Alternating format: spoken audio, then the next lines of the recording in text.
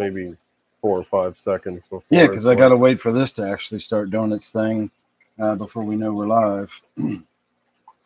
Well, that says we're live. Yeah. So I always just stand around and wait. We got 6 people watching already. Yeah. They're all up for the special guest. Did you want to make a surprise appearance and stand off camera? I'm already on. We're probably already live. It's possible. Yeah, we are. Yeah. It's just going live now. Yeah, you were just at the point of throwing your hands out. Hey, everybody, we are live, and it is Sunday night with special guest star Steve. Just for you, Zany. Hey, Z. I told him how much you wanted to see him, and he said he would stay just to do the show. Yeah, we had a nice hike today. It's nice to rest before the long drive home. Mel. 81. I'm not sure how you pronounce your name. I'm just going to call you 81. Hello. Welcome aboard if you're still watching. And I do have the mics set up on stereo tonight, so you should be able to hear me and Steve mic'd up, but I want to do an audio check just to make sure everything's going well. So you can clearly hear me, but can you hear Mike? I mean, looking at Mike's thing. Can you hear Steve? Hear me. It's nice to not have to yell at the camera because I end up looking at Dan half the time and not the camera. I love he says Cheerios. All right. Did everybody hear Steve clearly while he was talking? And good to go. Laura, Brian, hello. Michael, Dade, how are you? How are you? Still waiting on confirmation on the audio. Hey, Robert, how are you doing this evening? They might be picking me up from your mic too. That's possible. It should be pretty loud and clear on your mic versus mine, though. Right. And it may even be in one ear versus the other. Yeah, that would be cool to know. If anybody can tell us that, if I come out of one side and Dan's coming out of the other side of the device, that would be cool to know. I'm not getting any kind of feedback. Okay, Laura. Thank you, Laura. Somebody's working with me here. Laura's always on point. Thank you, Laura. Mm-hmm. All right, everybody. Other than special guest star Steve, I don't really have anything in the plans for tonight. Steve and I took a very vigorous and long walk today through the woods. Very romantic. But I am whooped. I have not done any kind of vigorous exercise in quite a while. Yeah, when I do exercise, I don't really do much in the way of leg day. And today, all we were doing was walking up and down hills and climbing over fucking rocks. And we went to Hemlock Gorge, and you can tell by the name, Gorge. It's pretty steep and rocky. So I am going to feel this tomorrow. Yeah, I still think the worst part is the second part. You know, you got your warm-up hill that's fairly vigorous, but after that, you know, you got that downhill. You turn the corner, you know you're going to the top, and it's just it's a vigorous stretch. Beautiful views, though. You know, you can't beat that. You get up to the top to look down through the trees, see the water. It's breathtaking. I took 1 or 2 pics while I was out there, and that's about it. Let me show you a good one. That was towards the end of the afternoon. We were looking back the way we had come. And so that's like from inside the gorge looking downstream. So it was a nice day out there today. Beautiful weather, nice and breezy. But there's 2 things we're talking about here with the workout aspect of it. To get into it, we walk up and above. We go up on a ridge line and walk around the gorge, and then we come down the hill and into it from the downstream side, and then walk back up through the gorge. Yeah, that's a very climby part of the hike. But I still think that first hill is. Well, that's what I'm getting to. So when you're walking in, you first go in, and there's like a pretty good hill, and that's like a warm up. And then you go down another hill. And then there's a bastard of a hill. It's really long and it's deceptive. It always looks like you're about to get to the top, but you never do. And it's a fucking killer. I usually have to take a break halfway up it. A few times I've made it all the way to the top with no issues. Today I took a break. Again, I haven't been out doing anything vigorous in a while, so I did not do that all in one go. But that's a different kind of exercise. That's just this steady climbing. You know, that's almost like a cardio workout. When you're down in the gorge, you're stepping up and over rocks and you're climbing, and that's more of like the physical, like the difference between running on a treadmill versus climbing a ladder. Oh, you know, yeah, like the one's giving ladders you are more of a definitely workout in your legs, and the Yeah. other one is more of a workout for your respiratory system. Right. So we did a little bit of both today. Again, it was a good workout. Steve really took me out for an airing, and tomorrow I am going to be feeling every fucking inch of it. Well, there's Oh, that definitely a sounded really difference in.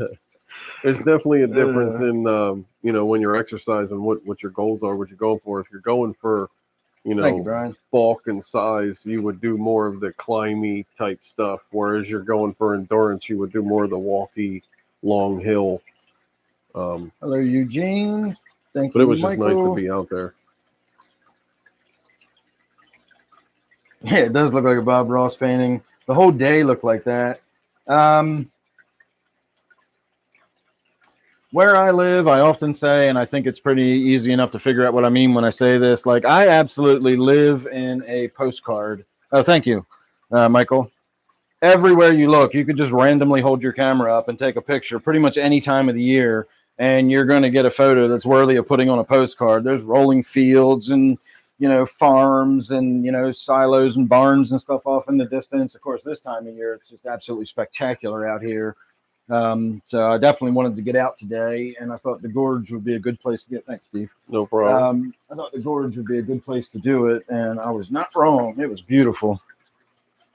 Yeah, so many little waterfalls.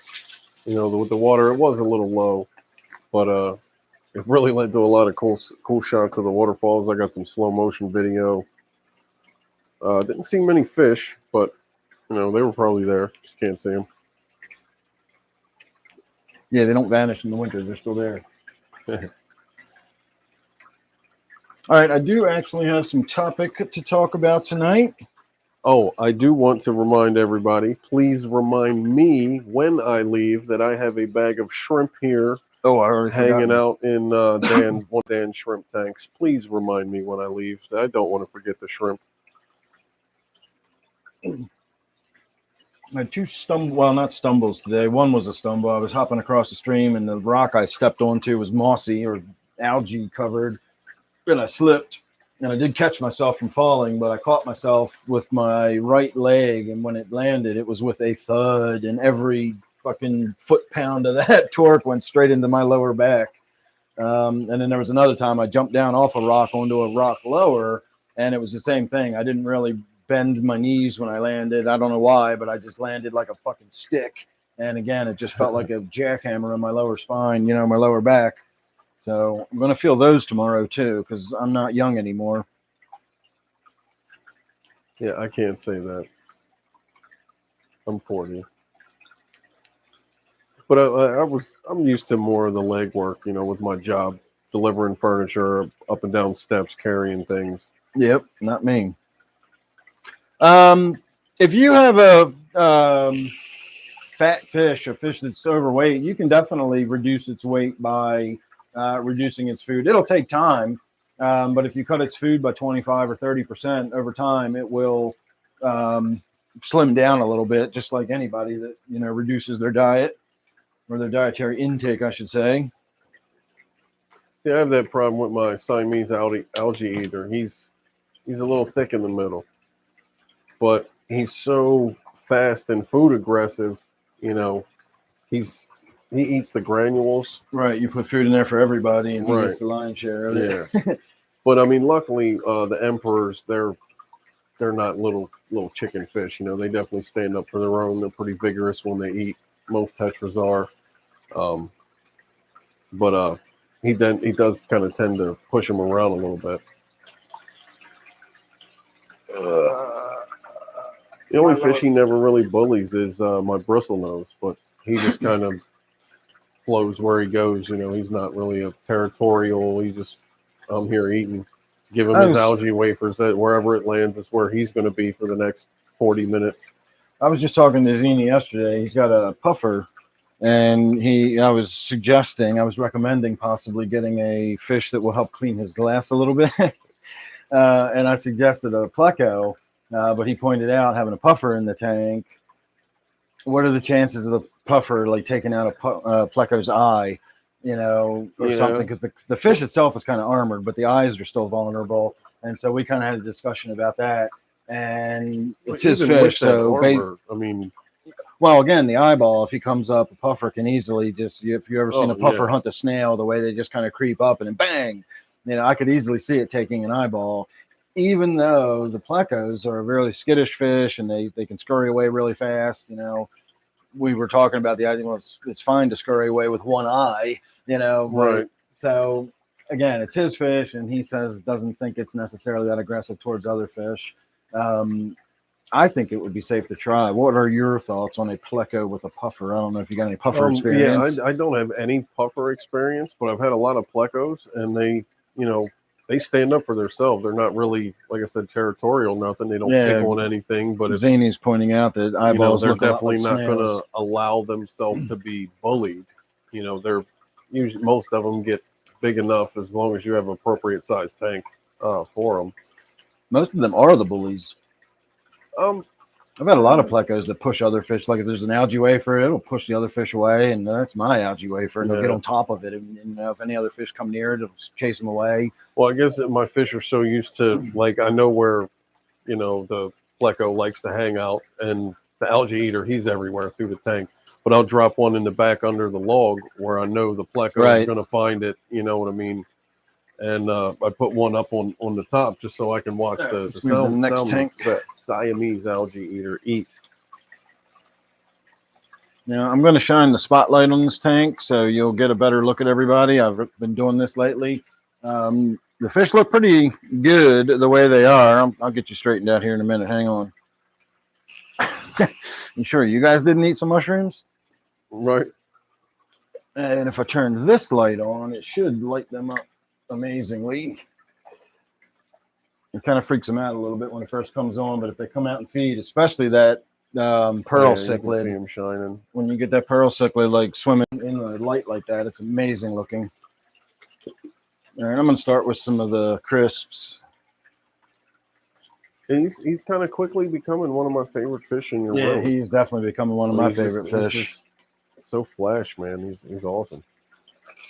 All right. And he's not really as aggressive as some of the things that we read about him. He's really chill. Well, he's still not fully grown yet either. I don't even know if he's reached maturity. I would imagine with that type of color display that he would be at least close to. Yeah, I think he's probably mature. He's like a year and 9 months old or something now, so I don't know when they actually become sexually mature, but not even 2 years old yet.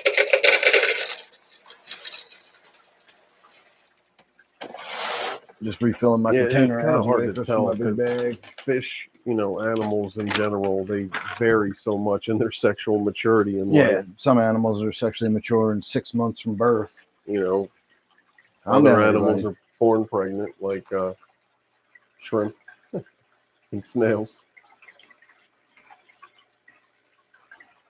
All right, I don't know what freaked everybody out, but they all just scattered. That wasn't me walking up. I think Steve waved his arm or something. Scared the shit out of everybody.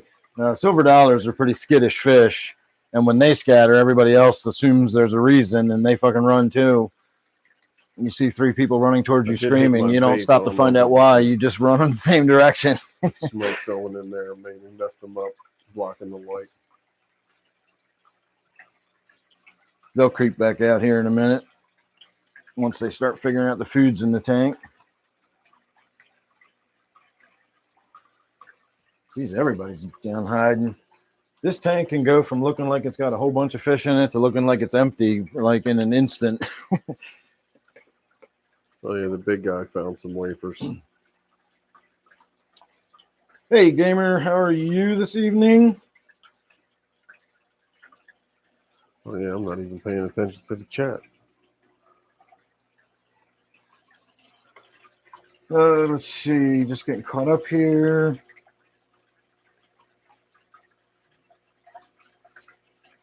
Yeah, rainbow shark can be pretty aggressive over their food too. Hey, gamer, I think I said hi already, but I'll say it again just in case. Angelfish aren't aggressive food eaters, but they are fast and vigorous food eaters, or they can be. So if you've got fish on the bottom and you've also got angelfish, you're going to want to make sure enough gets past the angelfish. But it's not like a school of tetras. Angelfish can be kind of picky. They'll look at the pieces of food before they eat them, and they'll eat them one at a time. So they're sort of moderate on the food thing. Red Ed, hello, Mike. How are you? Yeah, there's definitely a lot more get Rosie, past a angel than a school of Tetris. I wanted to show that pic to Steve Zini. Oh, the yeah, WTF, What Dan. the fuck did you just say to me? Look.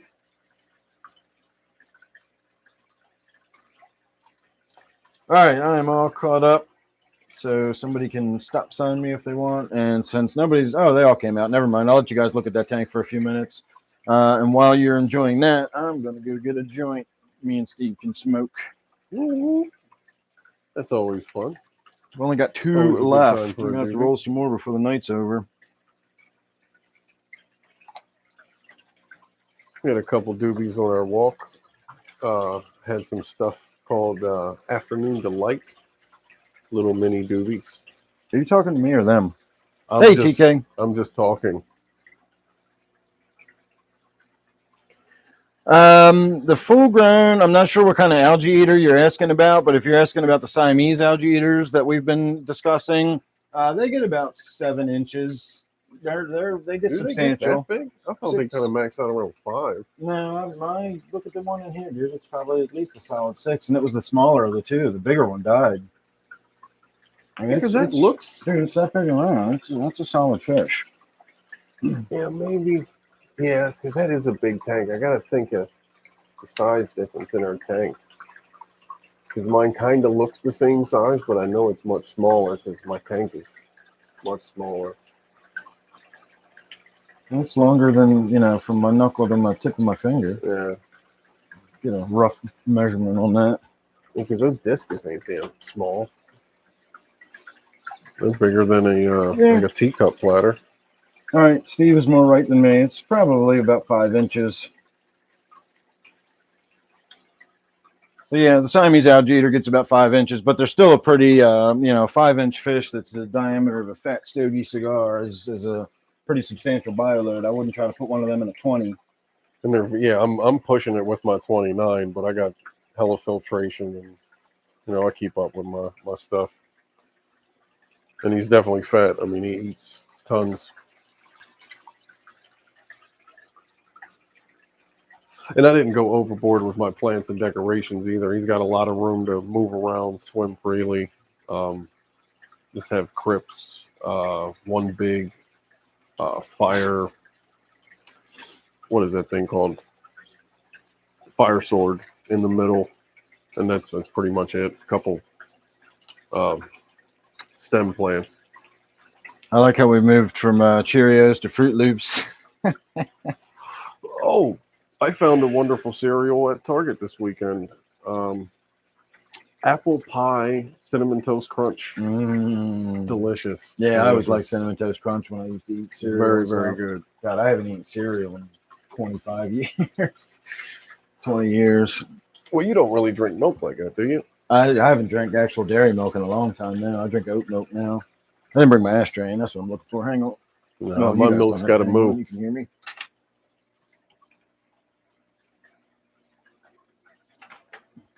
But I haven't eaten cereal since long before I stopped drinking milk. If you're going to eat cereal for breakfast, you may as well just eat a candy bar and call it good. Well, there are some really good cereals out there nowadays. Some of the more health-friendly, really. What is that? The Magic Spoon cereals. They're like high protein, low sugar. That shit's garbage. Really? I don't know nutritionally, but the box makes it sound good. Yeah, I know. mean, I've talked to a lot of people that have eaten the Magic Spoon, and it tastes like ass. Apparently, it's gross. Oh, really? Yeah. No. Well, the commercial says it tastes great. I know. It tastes exactly like what you remember your cereals ate when you were a kid. Well, my favorite cereals are probably some of the worst ones for you. Cinnamon Toast Crunch, Honey Smacks. Love me some Honey Smacks. Dig 'em, dig 'em. When I was a kid, they actually used to call those Sugar Smacks. Really? Yeah, and then they, when the whole health food thing started, and like maybe calling our cereal Sugar Smacks isn't the best idea. So Did they still have the frog? Dig 'em Yeah, the frog? it was Dig 'em the Frog, and it was just Sugar Smacks. I guarantee you can find, if you go on YouTube and look for old TV commercials, you can find old 70s commercials of Sugar Smacks. Really? Same problem. Wow. They just rebranded. They just changed the name from sugar to honey. So it didn't sound quite so much like your kid was just eating a bowl of that's their generation line. Yeah, it didn't sound quite so much like your kid was eating a bowl of sugar for breakfast, but they were, and still are. Delicious sugar for breakfast. Well, it's no different than having a donut for breakfast, with your coffee at Dunkin'. Mini Reese's Puffs. Hell yeah, that sounds good. My all-time favorite cereal that I ate more than anything was honeycomb. Honeycomb? Fucking loved honeycomb. I'm a big Captain Crunch fan too, except I don't like shredding the inside of my mouth. Oh, peanut butter crunch. Peanut butter crunch. I fucked some peanut butter crunch up too. And same thing as the regular Captain. It's a murder on your mouth. Honey Nut Cheerios or Honey Nut something or other. Oh, Honey Bunches of Oats is a good one too. Yeah, I like the clusters. Yeah, similar cereal. Yeah. Well, the clusters is just the clusters from Honey Bunches of Oats. It's like Oops All Clusters. Oh, well, I didn't like the Oops All clusters. No, I don't. Rather Maybe than maybe it was just different flavors because I'm kind of thinking of the box. It was a white box, had the ring, different color rings. There was a blue, a yellow. Hey, King. I do remember the commercial. I was thinking about you today. Steve and I were out hiking out at Gunpowder. Yeah, North Gunpowder, above the reservoir. Let me see. I got a couple questions I missed here. Is catching wild fish good or not so good like the bluegill? Do you mean like for your tank? If you're going to catch wild fish, whether you're catching it by net or whatever, I would recommend quarantining it. It's not uncommon at all for wild fish to have parasites or intestinal stuff going on, or they'll have gill flukes possibly. So if you do use native fish that you've caught, I recommend that because it's awesome. But definitely you want to quarantine them before you put them in your tank, and maybe learn a little bit about their habitats and needs and all that. Bluegill can be really aggressive. I know they don't look it, but they are. Yeah, and not only just the care for the fish, look up your local laws and regulations on catching and keeping certain things because I don't worry about that shit. You never know. Nosy people could be I didn't like, say hey, other people shouldn't. I just said I don't. keeping fish out of this water and call your license in, and you could potentially face fines or something that you would be unaware of. So just, make sure you're aware of. I'm not saying that's not a good idea. I'm just saying I don't do that. Right. I try to be legal in most of the things I do. Yeah. What was the next one I got? Pea puffers. I don't really have a whole lot to talk about with pea puffers. I've had some pea puffers in the past. Oh, he's not far from. Oh, dude, I was gonna say you were right down the corner. We were up in Hemlock Gorge. We parked all the way up at the next bridge, all the way at the very top of the reservoir, where Gunpowder crosses under the Gunpowder Road. And then we hiked the gorge, did the big loop circuit, and went around.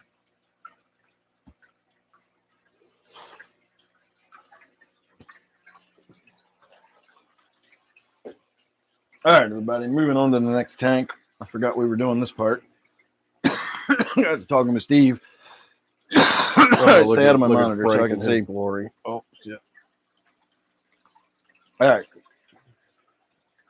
I was looking at Frank Gorshin earlier, and I noticed he seemed some of his extra color that he had when he was younger is faded, but the texture on his scales has really, really popped as he's gotten bigger. Like he almost looks like a piece of sandpaper made of glitter. Yeah.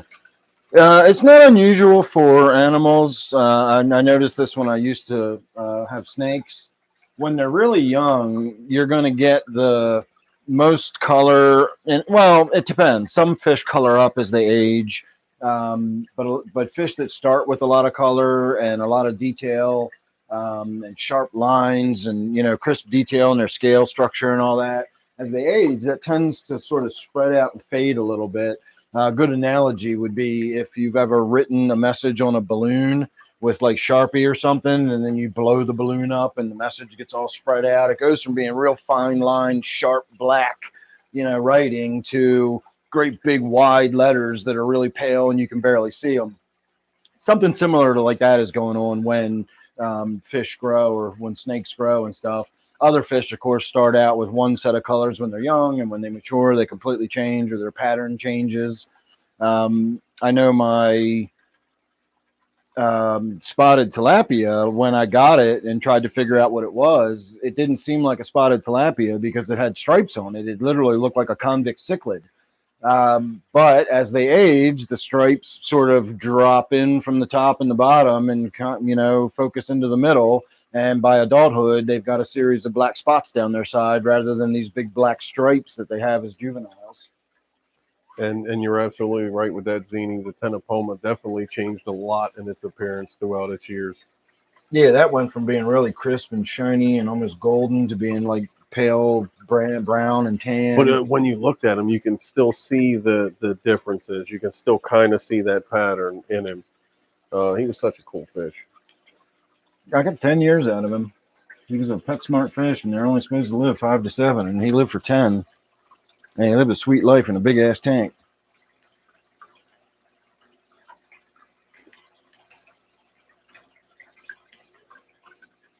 Yeah, Subwassertang. It's like mosses. That stuff takes over. I never know how to pronounce that. I always say Subwassertang. Subwassertang, because I'm from Baltimore. Was. Subwassertang. That's South Baltimore. Yeah, Baltimore definitely. Yeah, I could see that, a black skirt tetra fading and not being so like really intense black when they're young, and it turns more of a translucent black as they age.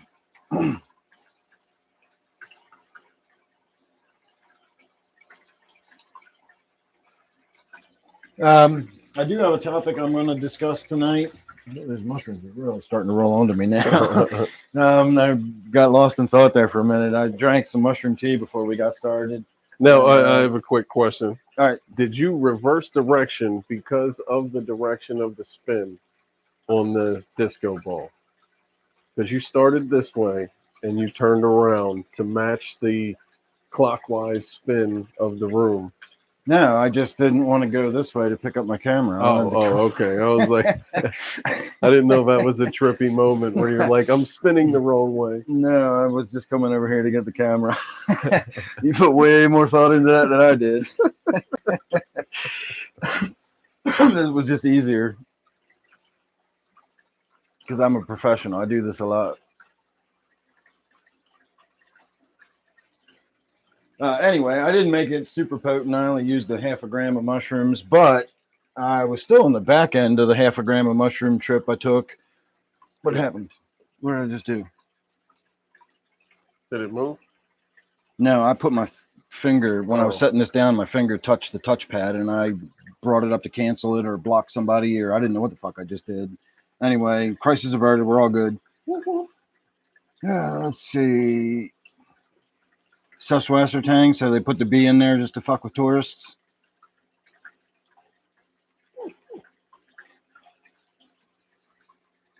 Oh, it's a weird German letter with a double B. I've never seen that. Oh, it's like the R in Warsh. No, the R in Warsh is invisible. It's not silent, it's invisible. Oh, so more like the P in pneumonia. Well, that's silent, but visible. The R in Washington is obviously pronounceable, but it's not visible. But it's there. It's obviously there. I've grown up around Washington. My mom still says Washington. Wash your hands. Wash the clothes, wash the dishes. Yep.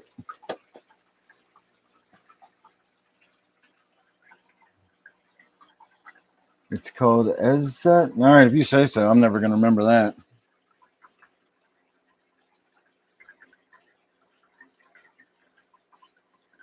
Hey, Annabelle.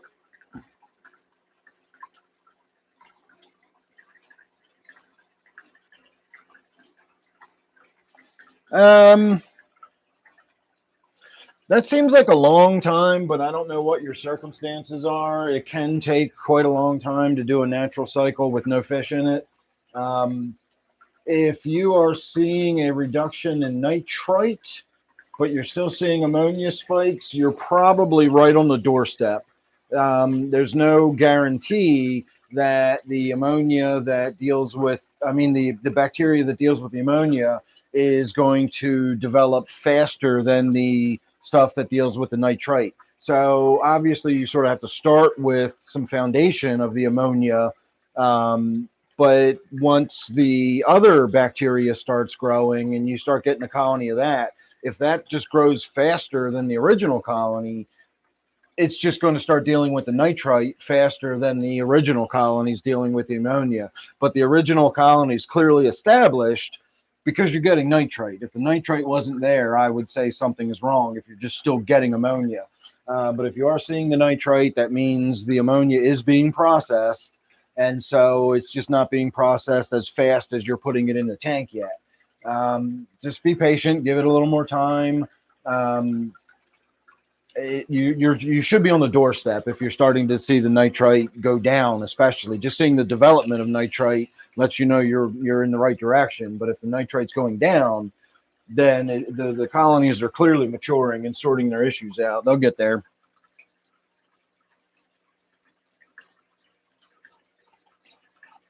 Let's see. And it obviously has some level of bacteria if there's nitrate available or nitrite available. So you know something is working on the ammonia. Yeah, like nitrite doesn't just appear by itself. It's got to get there. They add R's and L's. There's a lot of parts of the country that have weird dialects, especially, when you're from somewhere else. I get it that Baltimore has an accent.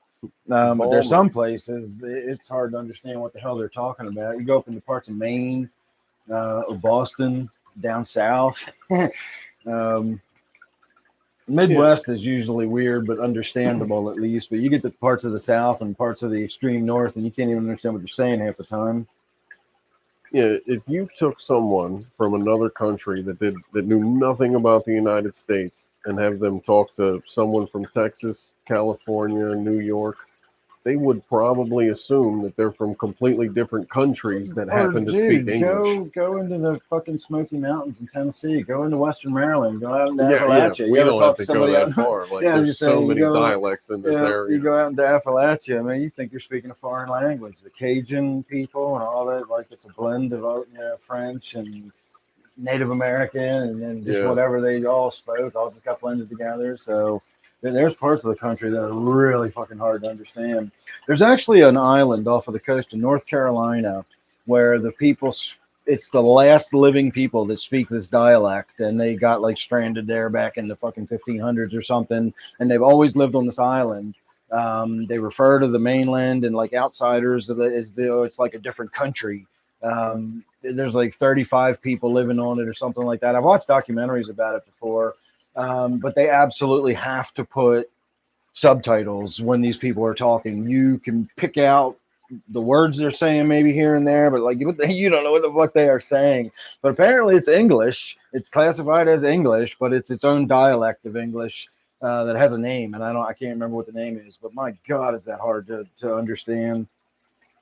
Yeah, I'm not familiar with the Midwest accent. Yeah, Scottish can be crazy. Have you ever seen the Saturday Night Live skit where the pilot gets knocked out and somebody's trying to land the plane and they're coming into the Scottish airport and the Scottish air traffic controllers are trying to talk them down? It's fucking hilarious.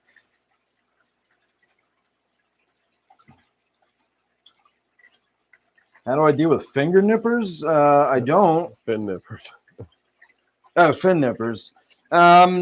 If you've got fin nipping fish, then you just have to put the kind of fish in the tank that they can't really nip the fins of, like faster, smaller finned fish or whatever. If you have like barbs with an angelfish, you're just eventually going to have a dead angelfish. You just have to separate them. Disaster most of the time. Yeah, you just have to separate them.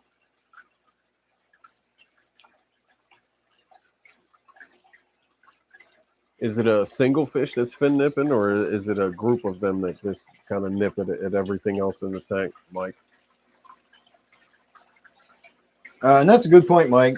I never even thought about that. If you're going to cycle and you've already got plants in the tank, the plants are going to definitely affect the way the tank cycles because the plants are going to compete for both the ammonia and the nitrate.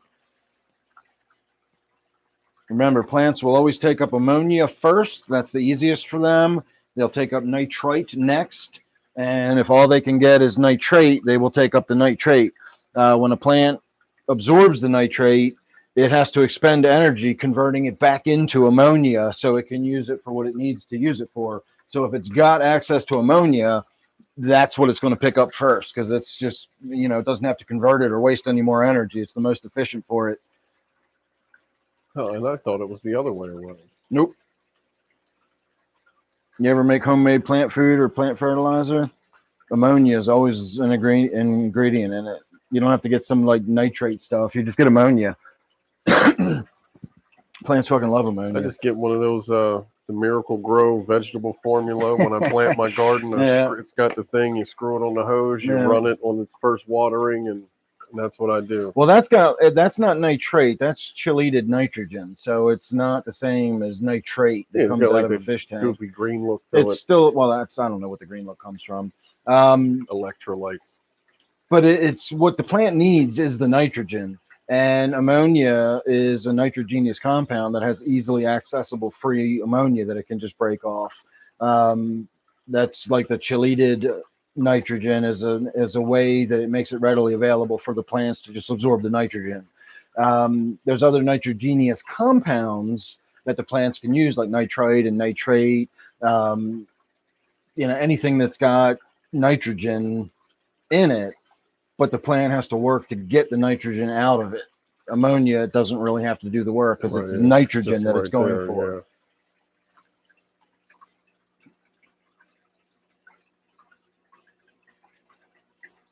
Oh yeah, I gotta see if I can make my phone have service just to hit the like button. Give you one more.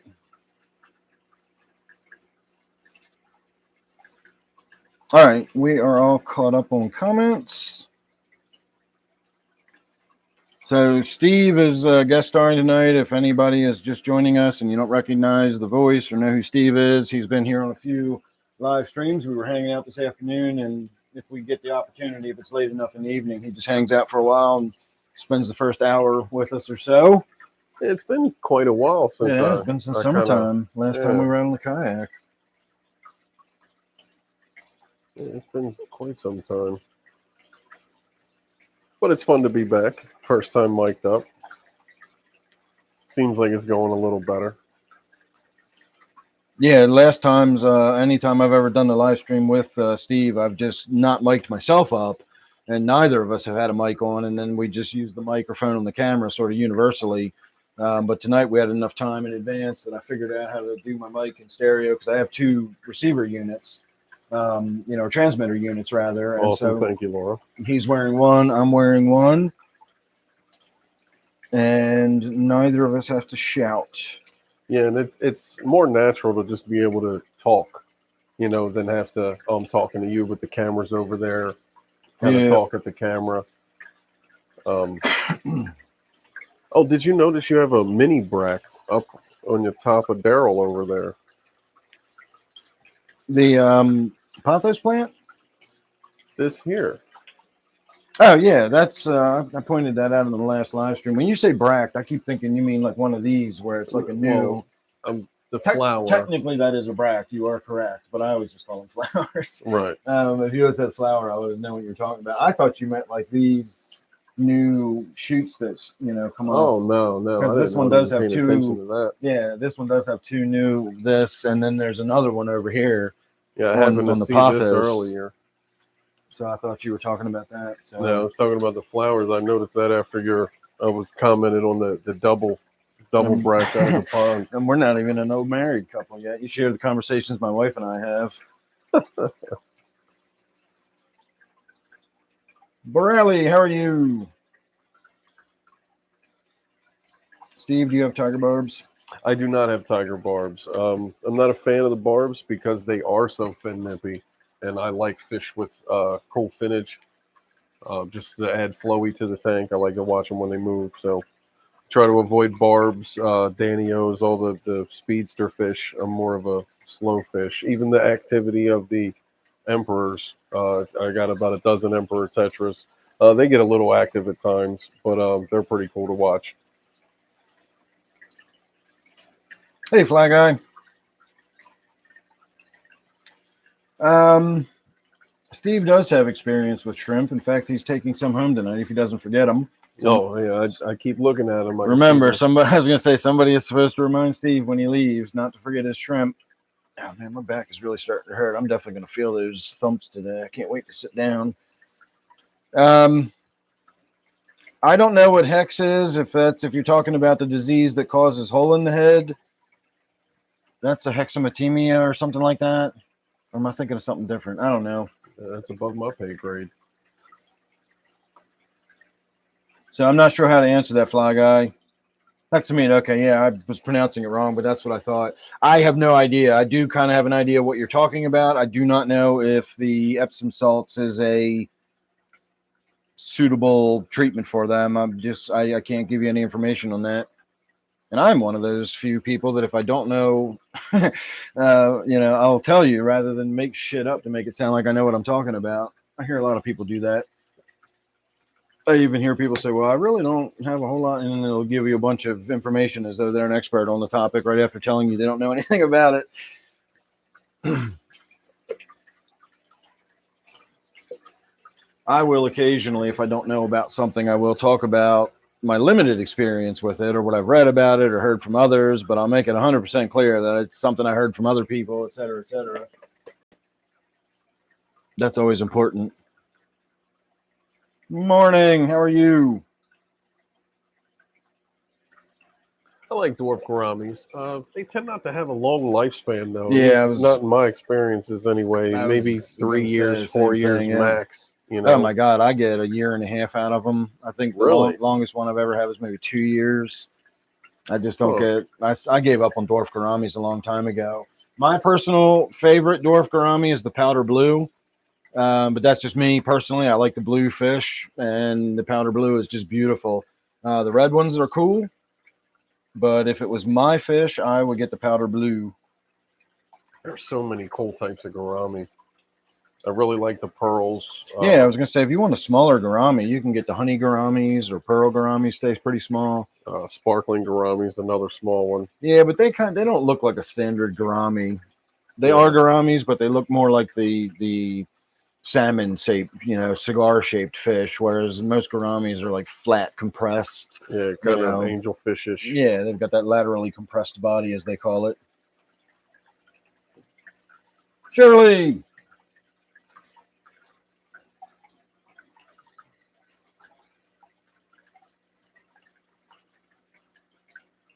I only ever tried a paradise fish once.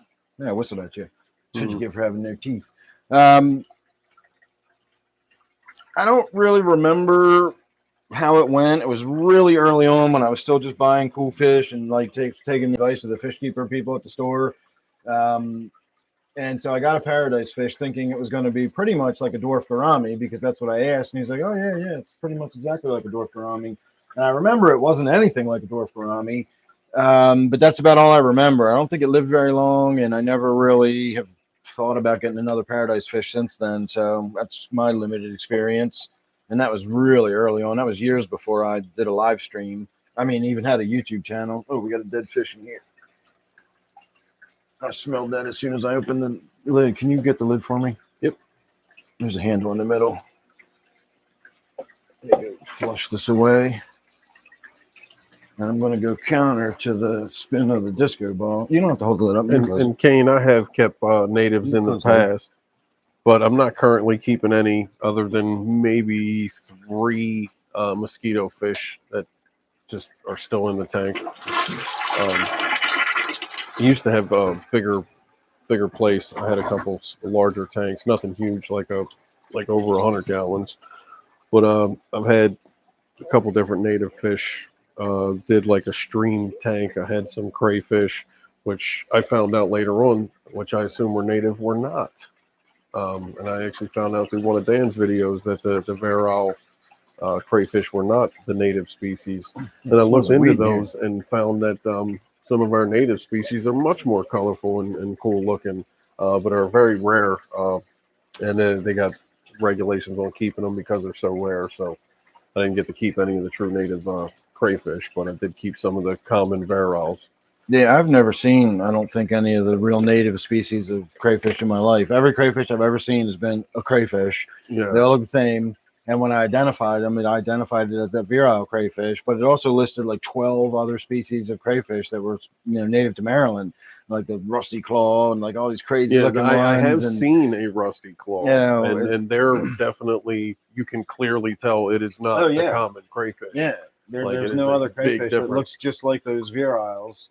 And in my whole life, every stream I've ever been in, every river, every pond, any crayfish, I never in my life remember seeing a crayfish and thinking, that's a weird looking crayfish. Right. They all just look, they're crayfish. I just assumed that was the native Maryland crayfish. We had one of them, and that was it. And it's not native at all. It's an invasive, but it's just dominated this state, like the whole real East Coast region. Like you go anywhere and you find that one.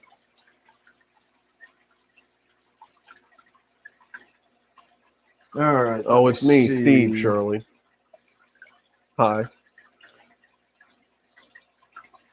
Schubart's barb. Hey, cool guy. Just one of the minnows in the 40 that you're looking at now. There used to be 3 minnows. Now there's only 2. The rosy barbs are pretty mild-tempered, and the cherry barbs I find to be pretty chill, too. Steve is with me tonight, Shirley.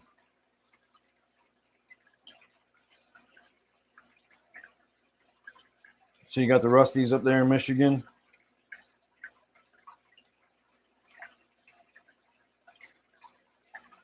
That's crazy. What's rare here and native is invasive up there. Yeah. Limited experience with the white clouds. I got them when I was like way back in the day. You know how I like to have like an angelfish and then maybe a little school of swimming fish or whatever. The neons don't really live too long. I didn't have a lot of luck with the neons. And so I tried the mountain minnows and loved them. They lived a full life, and they were white clouds. Yeah, the white clouds. They were beautiful. Did you little get fish. the standard or the long fin? No, I didn't. No, I got the standard. Yeah. I thought you were the long fins are really, really neat. Yeah, I've never even seen the long fins. Yeah, they're really, really cool. I mean, it's the same fish, just add fin. Yeah, exactly. So yeah, let's move on to the next tank. There's not a lot to look at in this one, so we'll just move on. In fact, there's not really much to look at in this one. I'll give you a quick look. I do have to throw some food in there. Gilgalad is still alive. I've determined that I believe it's a swim bladder issue. He can't swim, and so he does a lot of time laying on the bottom or laying in the plants. And as long as I make sure he can get food, he will make his way over to it. And even though he sort of looks really pathetic to watch, but he like lies on his side and eats the food off the bottom. So he is still eating, and so I'm not going to put any new fish in the tank until he finally expires, which, again, can't be that long from now. And we are going to replace that with another beta fish. And, you know, don't have any specific kind in mind. I'll just get something when I get it, you know. Did you hear that? What? You said beta. I did. Yeah. Beta fish. I'm going to burn it into him. I said something to a buddy of mine the other day. I sent him a picture of the new one I have in my office upstairs, and I told him it was a beta fish, and he's like, "Dude, you should have got an alpha fish." Right.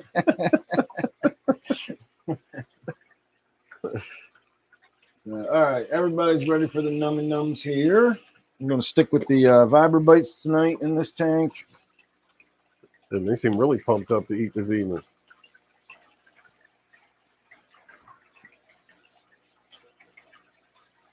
Need to refill my container of Vibrobites too. It's getting low. I gotta shake the container to get it to where my fingers can reach it.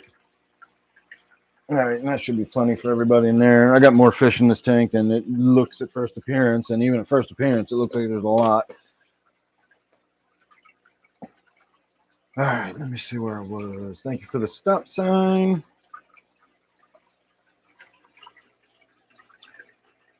theoretically we have mad toms, but I have never seen one. I know other people that have said they catch them around here.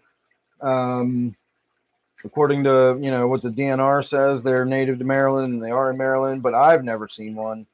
At least not that I know of. I was really, really, really hoping that catfish that we scooped up that day was a mad tom. If you guys remember that little catfish I had for a while that started growing too fast, and I finally identified it as a species that was going to get way too big, and I got rid of it.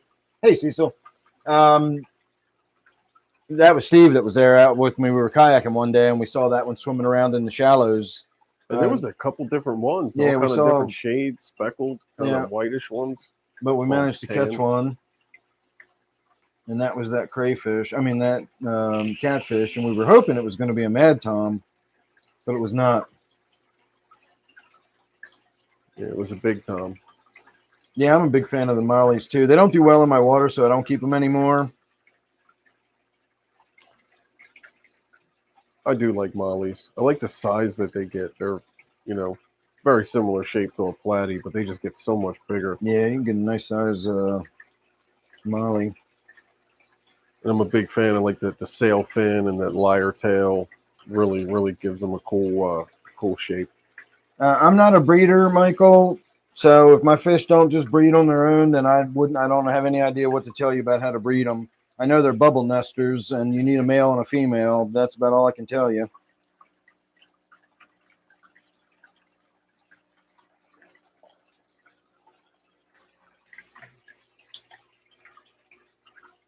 Swordtails are fairly peaceful. Never known a swordtail to be aggressive. In my experience, none of the live bears are aggressive, with the possible exception of guppies. Guppies can actually be little bastards. They can be fin nippers, but I've never really seen that behavior from other live bears. Yeah, I would think swordtails are more peaceful than mollies because mollies tend to get a little frisky and they're very forceful if you don't have a good ratio of female to male. They can really tire out the females with their aggression. Well, I'm not thinking of sexual aggression. Then, yeah, mollies are fucking insane levels of sexual aggression. You definitely don't want to have a single female with a male. And you really don't want to have multiple males and one female. They will literally harass her to death. The rule of thumb, and my rule of thumb with any live bear, because guppies are the same way. They're typical males. They got one thing on their mind, and they're not going to relent. Always have at least 2 or 3 females per male when you have live bears, and that spreads out the sexual attention, and no one female gets stressed out too much. But you get lots of babies. Oh, it is coming out on camera. You can see your pleco really good at the bottom there. Check. I looked at that as soon as it came out. See, when I'm doing these live streams, I don't actually look at my fish from an enjoying my fish point of view. I look at it from a camera angle point of view, and you know, what fish are we discussing? It's all just kind of clinical. Last night, I actually did a fairly significant dose of mushrooms. I did 1.2 grams. That's the most I've done at one time with the stuff I grew myself. And it was pretty nice. I mean, I don't know. It's hard. Steve and I were talking today about the language of how do you describe how strong a trip is, you know, with weed or something. You can say, well, I was buzzed, or I was high, or I was really stoned. How do you do that when you're talking about mushrooms, you know? So I was just not enough slang verbiage. Yeah, we don't have the vocabulary for it. So last night I was just on the cusp of what I would kind of consider a trip. It was more than I would have wanted to do live. I definitely would not have wanted to have been driving or anything like that. I was just kind of seeing trails, and I was just getting a little bit of movement from the wood grain. I caught myself staring at the wood paneling for a few minutes. So I was kind of on the doorstep of, you know, a little bit more, and I would have been there. But I did come in here last night, and actually on a few occasions, I couldn't do it for very long because there's a whole fucking lot of movement in this room. And you don't notice that until you're tripping and you walk into this room from a nice dark, soft lighting, you know, the colored lights and everything I got in the other room. And I walk into my vibrantly lit, you know, the pond was fully lit. It was intense, but I did actually just take the time to just enjoy my fish and look at stuff and, you know, look at the plants and stuff. I never do that. It's always YouTube related, or I'm shooting a video, or I'm just on maintenance. I can't remember the last time I really just sat back and enjoyed my fish room. So that was kind of a nice experience, although a little overwhelming. I could only do a few minutes at a time, but I made 3 rounds and enjoyed all 3 of them. Yeah, even without the disco ball, there's a lot of movement. Yeah, I tried turning the Nice disco ball on to catch, see if it was cool, but I quickly decided the disco ball was a little more than I needed, so we turned the disco ball back off. Yeah, off camera, what you guys didn't see was an amazing catch by Dan. I do shit like that all the time. I told you I have the reactions of a cat. Not the reflexes, but the reactions. Yeah, when I sit down, Shirley, I'm not getting back up either, although I know I will. Liberty mollies, never heard of those. Mosquito fish or fin nippers. Yeah, mosquito fish are really, really closely related to guppies, which I said can also be. Yeah, the gambusia. I've had a bunch of gambusias. Can the guppies and gambusia, can they cross? I don't think so. Because I know a molly and a guppy can. Right. They might be able to. I honestly don't know. Rosie, we actually met through my YouTube channel. Steve was just a viewer, and several years ago, just chatting. He lives not too far from here, and I had a kayak I was getting rid of, and I told him he could have it if he wanted to come out the house and pick it up. And we just spent the afternoon shooting the shit and hanging out, and a friendship was born. We don't hang out all the time just because of our lifestyles and distance apart and whatnot. Steve's one of those people that has a job. So that limits how much time he has to drive all the way out here to hang out with me. But when we can, we get together and hang out. It's always a good time. Oh, absolutely. And I had the same brand of kayak, but like a 10-foot, really, really economic, to be nice version. But this, stepping up, if anybody is interested in kayaking, there is a huge difference between a 10-foot and a 12-foot kayak. I definitely recommend like a 12-footer if you're doing any like lake or even some river stuff. Just the stability, the size, it's just a different world. And I'm a big guy. I was very uncomfortable in a little 10-foot kayak, but getting that from Dan, that was awesome. Changed my kayak experience. It's Steve is with me, Cecil. And hey, Cecil, what's going on, man? How are you? I did get mushrooms to grow. I've gotten 2 batches of them. I wasn't giving them enough air. I needed to open the bag up more and let them breathe and let freer gas exchange. As soon as I did that, they started sprouting within like a day. And so the first batch, I dried them out at too high of a temperature, and it ruined them. Like I tried batch after batch, and like they were no effect whatsoever. The second batch fruited. And I cut those down, and I bought a new food dehydrator that was actually adjustable. The old one I had was just a cheapie. You just plugged it in and it was on, and it was way too hot. Ran like 160 degrees or more. So I cooled this batch at 105 to 110 degrees. It took a long time, but when they were finally like bone crispy dry, I bagged them up, and I've been making tea out of them and whatnot, and they're really strong. I'm on 0.5 grams of it tonight. Again, it's very noticeable. It's a nice little buzz I get from the half a gram. Last night I did 1.2 grams, though, more than twice this. And again, more than I probably wanted to do if I was live. But this is a nice spot, and in a minute I'm going to drink some of my mushroom syrup to cap it off. Yeah, but something like that in a therapeutic sense, that brings more of an enjoyment of something that you work so hard to keep up, It's a good thing to have. Don't know anything about Oscars. Yeah, I thought I saw something about my. That's somebody cool, asking Anna. about my favorite type of fish. I don't think I have like a favorite fish, and right now I'm still really digging my emperor tetras, but I mean my favorite fish would change from time to time. Like I'll get into that, and as they go through their life cycle, I'll find another fish to kind of take its place in the tank, Hey, and then I'll really dig them for a while. But I can't say I got a favorite. I know my favorite pleco is definitely a bristlenose, and not just because Dan loves them so much. The way you grow duckweed is put some in your aquarium or ponds. Just one piece is all you need.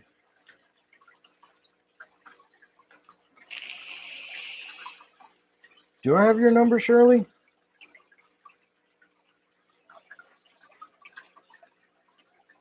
Mosquito fish are not the same as white clouds, completely different. Mosquito fish are related to guppies. Yeah, they're like a guppy's wild cousin. They just don't have the really bright colors and all that stuff.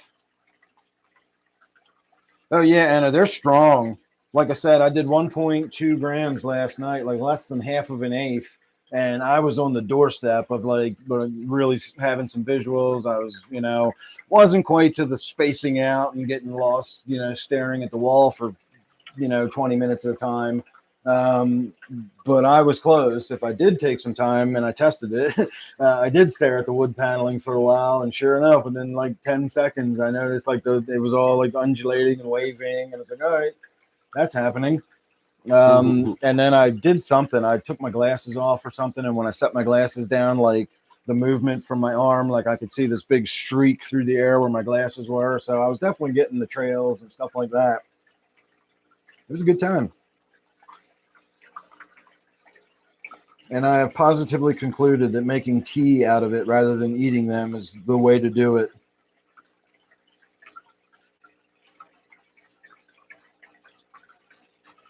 Flagfish, you could probably do flagfish in a 20. They get about the size of a molly or so.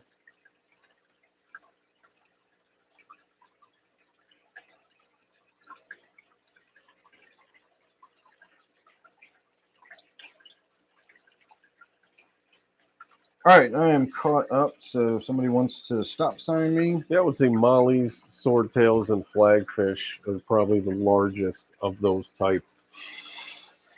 Because some of them swordtails, they get pretty sizable as well. Especially the males, they get that nice long trailer. The female swordtails get big. I've had female swordtails that you mistake for mollies. The males are smaller, but they have that long sword. Really long sword. Yeah, that's cool, but it's not like the big ones are the females. Oh, they're the females? Yeah. Dude, so maybe that little stubby that I'm thinking, because they still have a little bit, but nothing like the male sword. Yeah, but the fish itself gets twice the size of the males in my experience. Maybe that's not normal. Every time I've had males and females together, the females are always twice the size of the males. Really? Now, if you put them side by side and you went from nose to tail tip, they were the same length. Yeah, but half of the male is that long sword sticking out, so the fish itself is like half the size of the female. So anyway, it's 9 o'clock, so I am done with the feeding. I'm getting ready to sit down, and Steve really needs to get going. I'm not kicking him out, but he does get a little sleepy anyway. He's got an hour drive. To stay awake while I'm standing here having a conversation. Man, you'll be ready for bed when you get home, though. All right, everybody. Hang on, let me get out of Steve's way. Right. Good night, everybody. And I will remember my shrimp if anybody reminded me yet.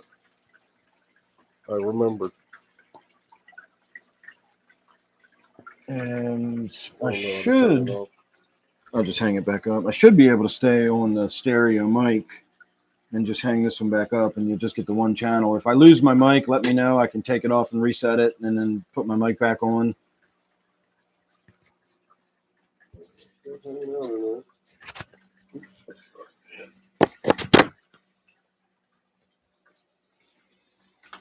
All right, Steve, I will catch you on the next one. Yep. Nice hike today.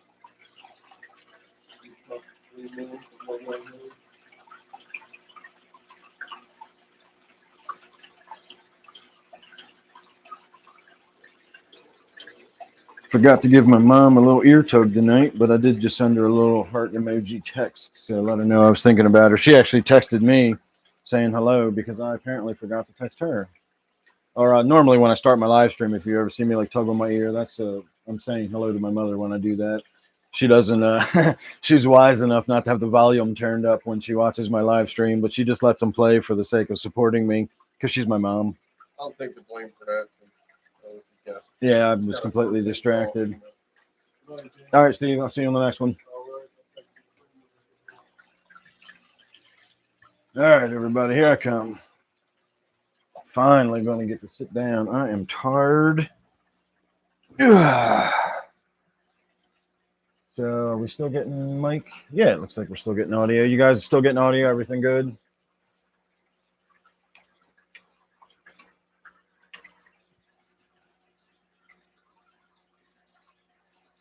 I'll figure this camera out one of these days.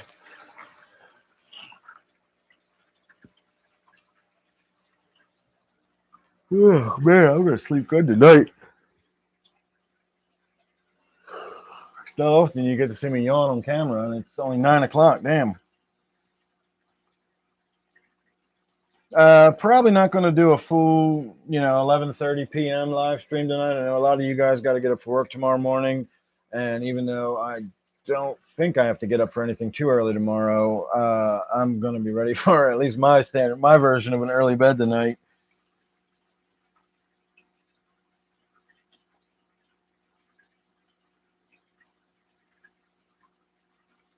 All right, thank you, Laura.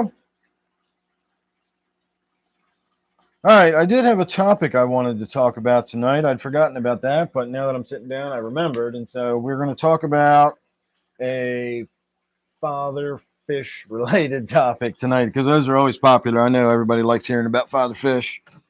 I thought about it today while I was out with Steve.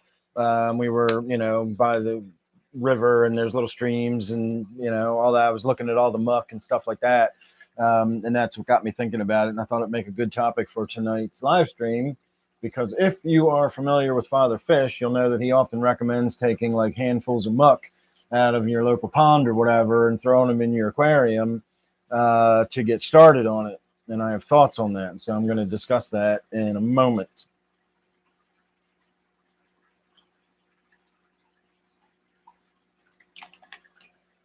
But first, we're going to have some mushroom juice.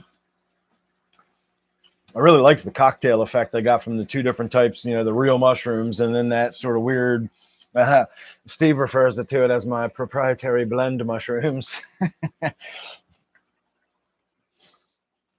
Because I still don't know for sure what's in it. I have my suspicions, but I don't know for sure. We're not going to get into that now anyway.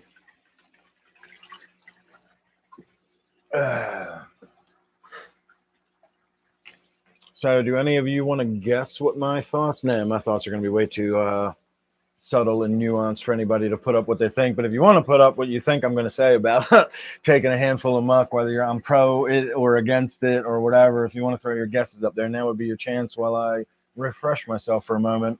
And then we'll get on with the conversation.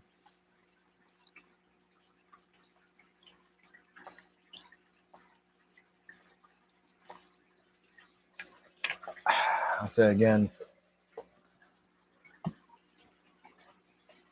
All right.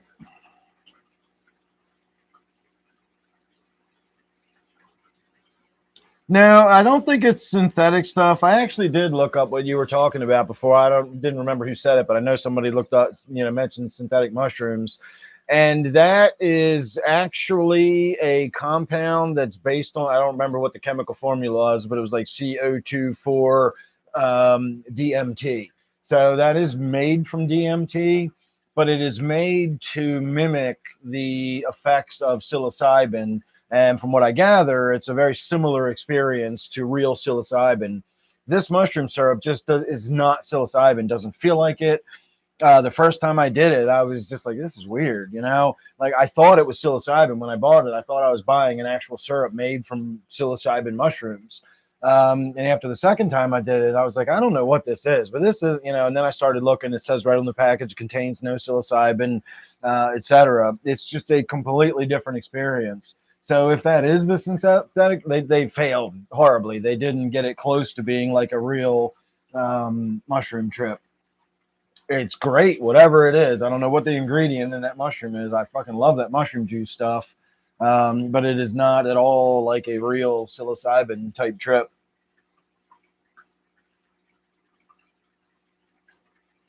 Oh, hey, Steve's here. Look, Steve's commenting.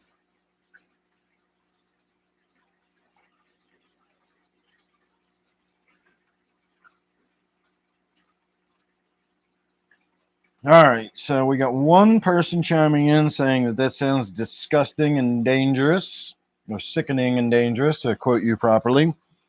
My thoughts on it are complicated, as with everything else I talk about. There's no real right, wrong, cut or dry. Everything is relative. But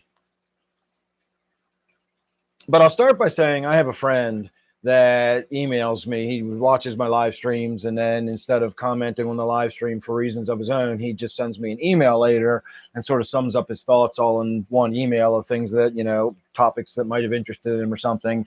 And every single time I bring up the topic of whether or not you should scoop up mud from the bottom of your local pond or whatever and put it in your aquarium, I always get an email from him, because he's always pointing out something that I know to be true, but in my mind still feels sort of different. And I think it is kind of different, but again, you tell me. So what Father Fish suggests doing is taking a handful of mud from your local pond, and he always says ponds. Steve today was saying he wouldn't mind taking some of the substrate off the bottom of Pretty Boy, or some of the substrate out of one of those streams we were walking, like the Gunpowder River, but like a pond back in the woods, or a neighborhood drainage pond kind of thing. Like, I don't know if I want to put that in my fish tank. And I feel the same way. I always tell people that I don't recommend putting a handful of muck from your local, stagnant puddle you got down the street. You will be putting a lot of life into your tank and a lot of organisms and whatnot, but you'll also be putting algae and cyanobacteria and possibly, parasitic type animals might be living in there. Who knows what the hell you're putting in there when you're just scooping up this handful of stuff. I do, however, regularly collect rocks or pieces of wood out of those same ponds or whatever. I've pulled some wood out of some murky, mucky shit before. And I don't sterilize them before I put them in my tank. I do wash them off. I will take the hose out back, and I'll take a scrub brush. If it's a piece of wood, I'll go over it with a really stiff, sometimes I'll even use a metal, like a wire brush, and I'll remove anything that's soft or loose. Like if there's some kind of soft, rotten spots, I dig all that out until I get down to hard wood. I break any bark off, any physical dirt, crud that's packed on it. I wash all that off. But from a biological point of view, I probably have removed a lot of potential things that could have been in the mud and in the bark and stuff like that. But biologically, if I don't sterilize that piece of wood, or if I don't sterilize that rock, if it had cyanobacteria on it to start with, it still does after a good scrub brushing. You don't scrub, like all it needs is one single cell and it's in your tank. And so without me sterilizing it, the email I always get from him is saying, like, dude, you basically do that. I know you always say, oh, I'd never put a handful of muck in my pond, but you kind of do, and again, he's kind of right, but I still feel like there's a difference between literally the muck at the bottom. For one thing, there's just different types of things that live in the muck. That can be physical animals that are like worms and who knows, predatory stuff. You could have insect larvae in there. If you get a dragonfly larvae in your fish tank, you're going to lose your fish, because a dragonfly larvae will kill your damn fish. They're nightmares for little underwater swimming things. And so that to me feels different than scrubbing all the physical dirt and contaminants off of a piece of log. I know the log's got biological life in it, and I may be bringing algae or cyanobacteria.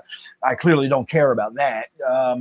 If you didn't see the tanks earlier, I obviously don't care about the algae and the cyanobacteria stuff, but I don't want to put ick, just to name a random, parasite, or gill flukes that might be in there. There's all kinds of shit you can put in there from the bottom of a pond.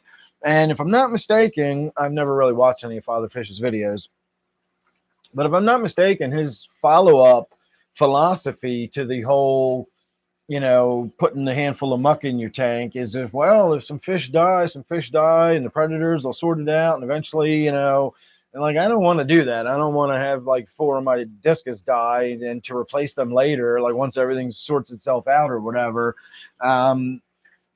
So I'm kind of somewhere in between. I definitely still don't recommend scooping up muck out of the bottom of a fucking pond and putting it in your aquarium.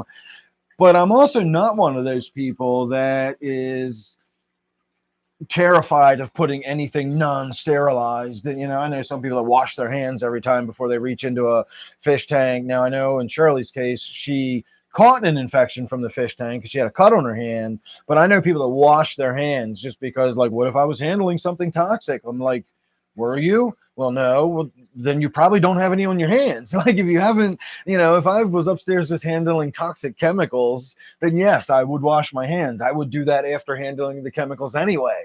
If I've been handling raw chicken, I wash my hands before and after. And so when I come down here, I don't have like shit on my hands that I'm going to be sticking. I just don't worry about stuff like that. But some people have a different net for every tank because they don't want to cross contaminate. I'm just not one of those people. And as far as like bringing in rocks and woodwork or even plants you find outside, leaves, anything you want to add to decor. I was saying last night or the other night on the live stream that in the fall, I'll bring in colored leaves that just fall in the yard and I'll sprinkle them in my pond just for that nice autumnal appearance. So I'm not afraid of doing that. And I don't think you're putting anything at high risk by doing that. But you still, even doing it the way I do it, with scrubbing everything down and washing it off, you still need to be aware that you are bringing home biological stuff from a different environment. And, what you're bringing in is anybody's guess. It's just, the stuff that lives in ponds. There's a whole biome, and every single environment has its own. So every one of my fish tanks has its own living biome. It all basically functions the same way, does the same thing, but it's just like our gut biome. Your gut biome is not the same as mine. Everybody's is different. We all have one, and it's all comprised of the same basic, organisms and stuff, but my gut biome is unique to me. This fish tank is unique to this fish tank as far as how the biome in there grows. And so when you bring home a log that you found in a pond, whatever unique biome is in that pond is going to come back and go into your aquarium as well, which again isn't necessarily a bad thing. It's adding to the cultures and like all that's good stuff. You want good biological cultures and stuff in your tanks. Sterilizing something and then having the cultures grow back into it. It's kind of like I was talking about the other night with the live rock. You kill the live rock off just so you can put it back in your tank and have it regrow. Like I bring, you could think of it as live wood, and I don't mean in the sense that it's living wood, but like the rocks I bring home from the stream, or if sometimes I'll bring home sand and gravel. My tank down there, the fancy goldfish tank, that's all gravel and rocks and sand from a local stream. I just took a bucket and got into like a real gravelly, sandy area and just swirled my hand in the water, and all the stuff that picked up and swirled into the bucket, I collected, and I brought home enough stuff to escape out of tank with it. I didn't sterilize it. I didn't wash it. I didn't put bleach in the tank and get everything. I just right in the tank and filled it up. Never looked back. So God knows what I swooped up in that. It's live rock. I'm bringing home those cultures. I wanted those cultures and all that stuff. I didn't want to sterilize the rock because then I'd have to start the whole tank from scratch. The whole point was to have living culture in all the sand and gravel and substrate and everything. So surprisingly to some people, I'm not one that says, no, never do that or whatever. But I don't quite get to the point of saying, go ahead and throw a handful of fucking mud in your aquarium. So I guess those are mostly my thoughts on that. So that was my topic discussion. Lasted, 10 minutes?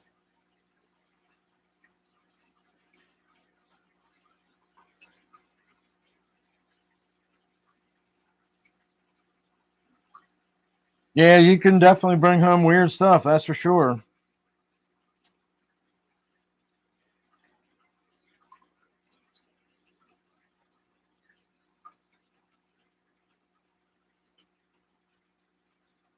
It's slick out? Why? Is it raining or something? Or just the leaves all over the ground?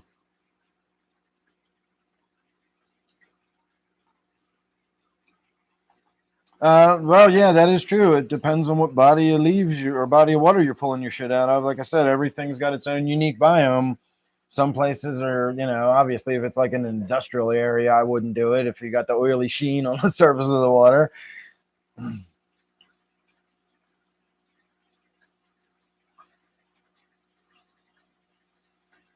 Well, that's a good idea, Laura. If you are worried about that kind of stuff and bringing home nasty, weird bugs, you can always just quarantine it. Bring the rocks home, wash them to whatever degree you're going to wash them, but don't sterilize them, and put them in a quarantine tank with an air stone or something and give it a while. If in 2 weeks you got weird bugs swimming around the tank, you'll know, in most cases, those weird bugs would just become fish food. in your aquarium. But you never know, it could be something, detrimental to your fish. And so that'll give you a way to find out if anything like that's going to happen. You'll see how fast the algae starts growing back over the rock, or you'll see if you start getting cyanobacteria developing over time. And you can use that to decide whether you really want to put that in your aquarium or not,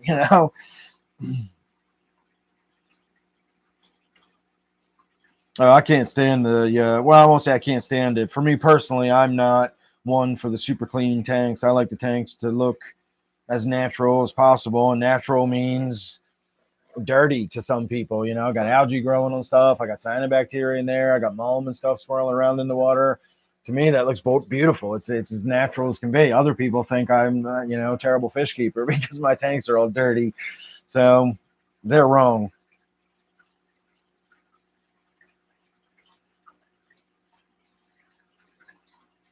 Yeah, stores will definitely jack up the price.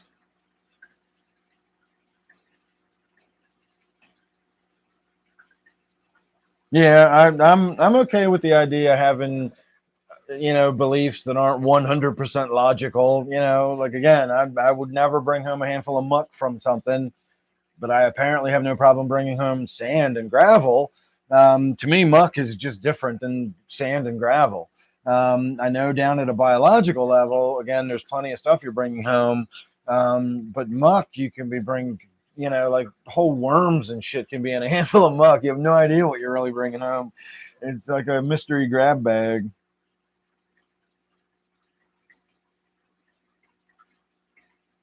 Yeah, I very early on when I didn't know any better, I always bought the store-bought stuff, rocks and I literally would go to the fish store to look for cool rocks. I laugh about that now, but House of Tropical sells rocks by the pound, and they got various different kinds of rocks you can buy, and you can just pick through the bins and find the ones you like. So I used to do that, and I used to get pieces of woodwork from the fish store. I would look, again, bins full of woodwork. This piece in here, this came from the fish store. I didn't collect that myself. That's a store-bought piece. The stuff that's in my 29 is a store-bought. All the stuff that you see in my gourami tank, the one people mistake for a Christmas tree in the middle, it's like a, but it's covered in moss. That's store-bought. And then the big one on the right in my gourami tank that goes all the way up into the corner, has all those branches and stuff on it, is also store-bought. Most everything else in here, including my enormous piece that sticks out of my 125 down there, is all stuff I've brought home. All the other woodwork, as far as I know, with the exception of the 29, which has a few pieces that were like cichlid stones, they're artificial. Everything else at this point, rock-wise, is rocks I've brought home from either pulled them out of my backyard. A lot of rocks in here came out of my backyard.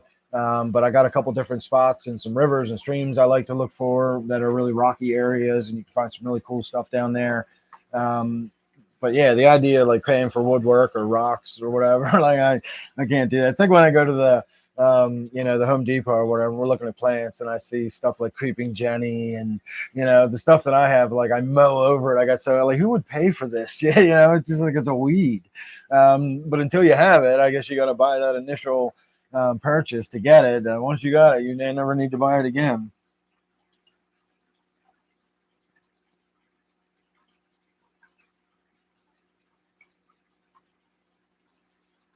I don't know. I've never tried anacris before. I did bring home something that I thought was anacris, but it's some invasive species. It's not the milfoil that we have around here, but it was some other invasive plant that looks kind of like anacris, but is not. And that always just melted and died, and like I could never get it to do anything in my aquarium. So I don't really know what to tell you on that.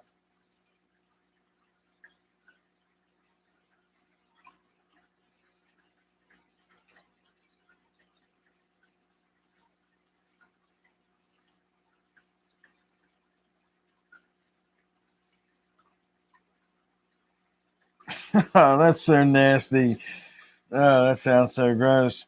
No, I don't, you guys know me. I don't care how anybody else likes to keep their fish or whatever. you know, if you want to buy all your stuff from the aquarium, I don't care if you like having neon plastic plants. If that's your thing, then have at it. I'll encourage you to go out and buy, you know, the brightest neon you can find if that's what you enjoy. I'm just describing my tastes or whatever. That's, you know, irrespective of yours. I was talking to my neighbor the other day, and he was telling me about like his old record albums and his old, you know, turntable and everything. And he sort of misunderstood what I was saying. I wasn't really saying like, you know, you're doing it wrong. It's the better way of doing it is with Bluetooth, you know, headphones. And what I was basically saying, like, is how times has changed. You know, we were sort of reminiscing about, you know, when I, you know, that's what we did when I was a kid. You played record albums and stuff. But he still enjoys his record albums. He goes out, he's got his little, you know, I don't think he calls it his fort, but it's his fort. And he's got his stereo out there with his record, you know, his turntable and everything. And he goes through and picks out his records that he wants to listen to that night, drinks a few beers and listens to his records. I think that's awesome. You know, I personally, I just bring up YouTube and put my headphones on and I listen to whatever music I want. You know, he enjoys sitting down and rooting through his record collection and listening to his vinyl. But when I was saying something about like how different things are now, like he got defensive. He's like, I know, it's so much better and blah, blah. I was like, no, dude, that's not my, like, chill out. If you want to, like, don't, I'm not trying to, you know, harsh your mellow, dude. If you want to listen to your records, listen to your records. Just too many people, I think now. I think some of it comes from the social media thing. I've talked about this a lot lately. I mentioned it to Steve today, how like everybody, especially if you've got like a social media site like you're on camera or you're like a TikToker or something like that. Everybody thinks they're the star of their own fucking movie now. They think the world revolves around them and like everybody else cares what they think. And, you know, like I don't. And the idea that like the way I do it is the way you should do it and the way you're doing it is wrong if it's not the way I do it. That is a completely foreign mentality to me. That's like me getting upset because you like one particular kind of food that I don't enjoy. I don't give two shits what kind of food you enjoy. If you like sushi, enjoy sushi. I don't care for sushi, but you know, in the same way, like why should you give a shit that I don't like sushi? You know, again, it's so weird how people try to put their ideas as like the right one on other people. So again, if you like buying stuff, or even if you just don't trust bringing home because you're nervous about it, then you know that's I'm not going to ever tell anybody not to do that kind of stuff, or you're wasting your money. You should just do it some other way or whatever. It's your money, dude. You spend it however you want.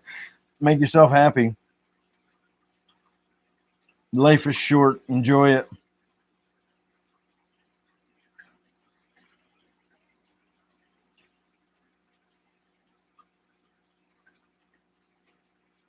For me personally, I enjoy the process of going out and looking for it. Um, it's been a long time since I've gone out specifically, like I'm putting a tank together and I need wood or I need rocks or whatever. I've done that plenty of times. Normally, it's a happy discovery. I'm out paddling my kayak and I pull over somewhere to take a break and smoke. And, you know, I'll look down and like right there is this amazing piece of wood just lying on the side of the water. Or if I'm hiking along a trail or something, I'll just happen to look down, you know, and see something amazing. And I'm to the point now, though, I just have to just admire it and walk away. Like, what am I going to do with it? I can't just keep bringing home wood to put in my aquariums. I don't have any room for it. I got too much wood in my pond as it is because, like, I didn't want to not do something with these really cool pieces of wood. One of them ended up near my pond out in the backyard, and it's just sort of sitting next to the pond, ornamental. But it's this big root mass that's all hollow on the inside, like it was all through the dirt, but the dirt eroded away and left like a cage of roots. But it also grew around a rock, and so there's a rock that you can see both from the outside, and you can see the rock on the inside of the cage structure. It was fantastic. I used to have it in the 40 down there when I first brought it home, but I had to like shove it in the 40 to get it in there, and I had to break a corner off because it literally did not fit in the 40.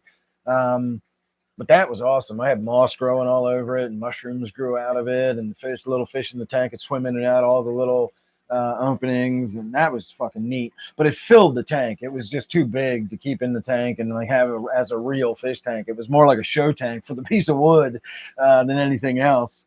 And so over time, I've had to I just can't keep bringing shit home. I don't have any need. Again, I'm to the point where I've stabilized. Like my tanks are my tanks. I'm a good fish keeper, so I'm not constantly losing fish. I'm not constantly tearing tanks down and rescaping them and doing things differently.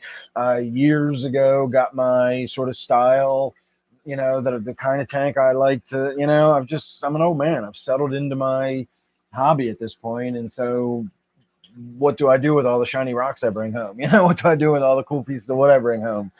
So I've had to just force myself to leave some really gorgeous stuff behind. If I had a fish store, I would be bringing that shit back and then putting it in my fish store. Although I'd probably get in trouble at that point. It's one thing to bring something home just for your own personal benefit, but it's another to like try to sell it in a store.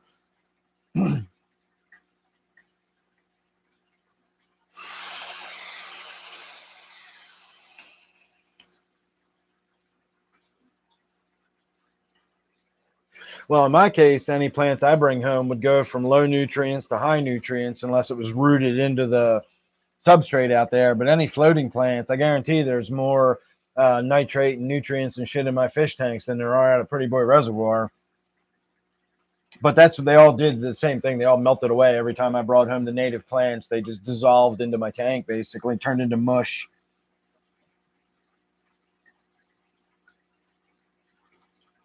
I did check out I can't think of his name now. I didn't check out the 3-letter name band, but I did listen to I want to say Roy Roy Harder, something like that. I got his name written down in the other room. And I liked it. I enjoyed that. In fact, I took it upstairs and I was playing it. And as soon as I hit play, like my wife was at the table, she started dancing. And I was like, all right, I guess my wife's approval. If she just automatically starts dancing, then it's good music. Ron Hardy, that's the guy's name. She'd never heard of him either. So we scrolled through, we checked out a few of his songs and everything. He reminded me a lot of Herbie Hancock. And so I actually started listening to Herbie Hancock that day, and I sort of lost track of the Ron Hardy guy, but I did enjoy it. And I've not yet listened to that other one, though, but I do have it written down. Yeah, and finding the best stuff when you're not looking for it is extra exciting because it's a surprise. You weren't even expecting it. And, like, look at this amazing piece of wood or whatever. And it seems like the days I would go out looking for stuff, rocks, it's a little easier because I need flat rocks and big round rocks and stuff like that. And I know what the basic colors of the rocks are around here. Wood is always, unique and different. And do I want a root pit mass, or do I want a log, or do I want a branch? And there have been a lot of times I've gone out specifically looking for a type of wood. Like I got something in my ID. I wanted to have this sort of trailing structure. I want it to look more like a fallen tree or whatever.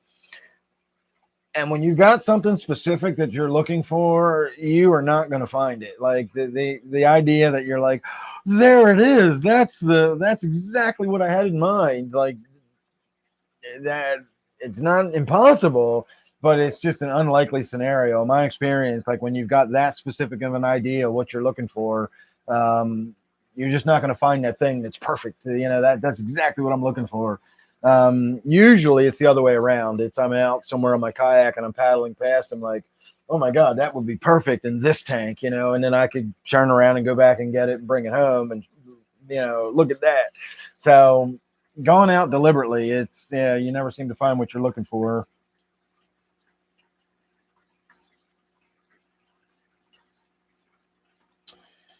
Let's see.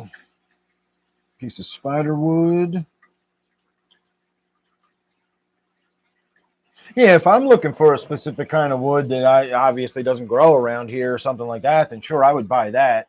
Again, I don't have any issue, even in my own tanks. If I wanted a certain look, and like with the spider wood or something that I can't access here, I wouldn't have any issue with buying that. I don't have any issue with buying the plants that I put in my tanks. I got purchased substrate in here. So I'm not in any way any kind of like natural tank purist or anything like that. I'm not any kind of purist. Like I said, you do whatever kind of tank you want. I'll never tell anybody that that's not right or that. Now, if you've got 35 fish in a 10-gallon tank, that's different. That's universally just not physically good to do. It's not a matter of opinion. That's an overstocked tank. It's unhealthy for the fish. You get the idea.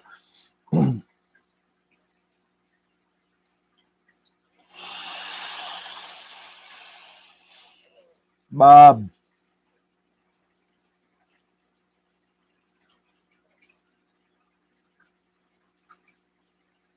I have never heard of Aquarium Max.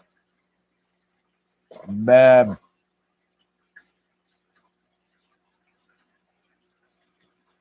No, he didn't. I gave him some to take home.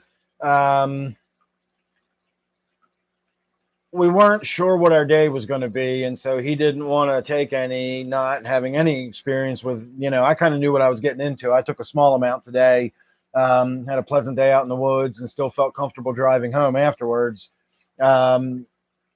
Steve would have done that if he'd have known how long it was going to be before he had to drive home, but he didn't, so he didn't. And then when we were starting the live stream, I drank another half a gram right before we went live just to sort of bump up my trip a little bit. And I said, do you want me to do like, half a gram for you? And he was like, no, because he was only going to be here for like another hour and a half. He would have been driving all the way home, like right as it was really on him. And so I sent him home with some, and he'll get to try them when he gets a chance. But I did give him some. I want Steve to try the mushroom juice. Like, he knows what mushrooms are. He's eaten real mushrooms a million times in his life. He's never experienced my shroom juice, though. And every time he talks about it, he keeps talking about it in terms of it being similar to a mushroom trip. And it's not. Like, the psilocybin feels completely fucking different than whatever this mushroom juice is. The blend of the two, as I found, speaking of which, let me go ahead and finish off this. The blend of the two is amazing. This stuff is really chill, and you can just fucking zone out and veg out all night, whereas mushrooms tend to make you a little antsy and anxious. And so this smooths out the worst of the mushroom part, and it's a really nice ride when you do them both together. So Steve suggested making the mushroom tea, out of my psilocybin mushrooms, and then putting some of the syrup in with the tea as flavoring so that it tasted better, and I'd be drinking some of the mushroom syrup. So that's our next that's our next experiment. So far, the starting on the mushrooms. I like to wait until see where I'm going to go and see how, like, okay, this is cool. Now I can go ahead and see how the mushroom juice is going to affect that. Just right out of the shotgun, like both at the same time, and seeing how it rolls on to me. Like, I don't know, that might be interesting. So definitely going to try it. I just haven't yet.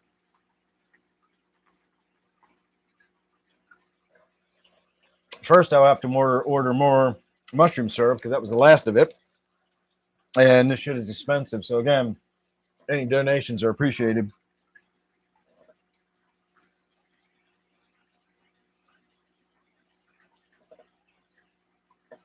I get totally groovy. So I told Zini last night. I told him I'm just grooving, looking around the fish room, watching all the colors. I was just fucking grooving on my mushrooms. It was a nice night.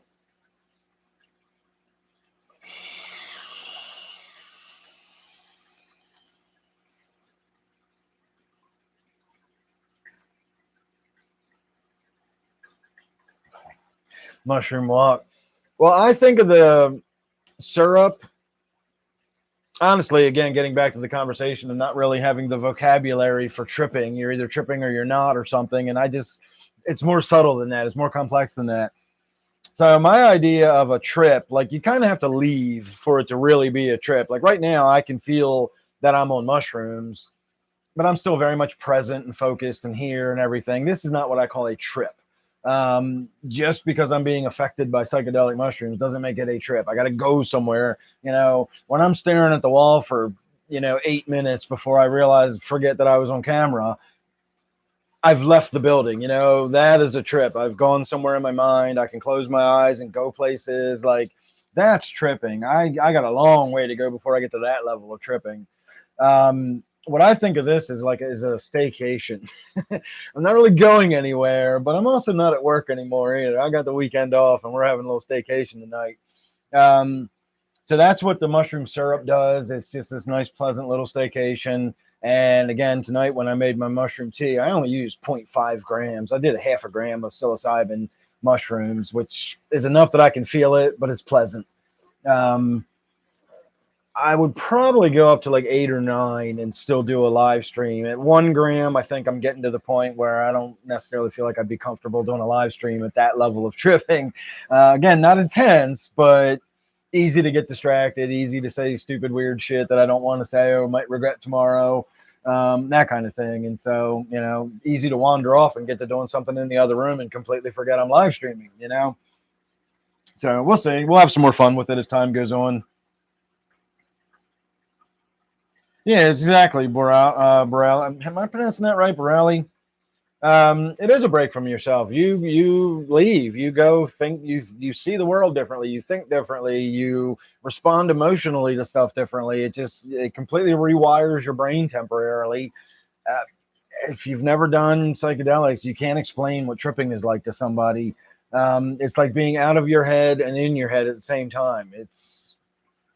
It's tripping. I don't know. Like, you got to do it to know what it feels like. And I'm not recommending it to anybody necessarily, but I'm also not discouraging anybody. I say this a lot, especially with LSD, because LSD can be pretty fucking intense. That's a personal choice. If that's something you want to experiment with or whatever, I won't discourage anybody from it. There are some drugs I definitely discourage people. Do not do those drugs. Stuff like weed, I always encourage people. If you never smoked weed before, smoke it. What's the worst that's going to happen? You don't like it, then don't smoke it anymore. But give it a shot. See what it's all about. I don't have such a casual attitude towards the psychedelics. I'm not just going to say, yeah, give it a shot. Like, I know you're hesitant to try it, but do it anyway. I don't say that. I always let people, I'm not going to discourage anybody from doing it, but I don't encourage anybody to do psychedelics either.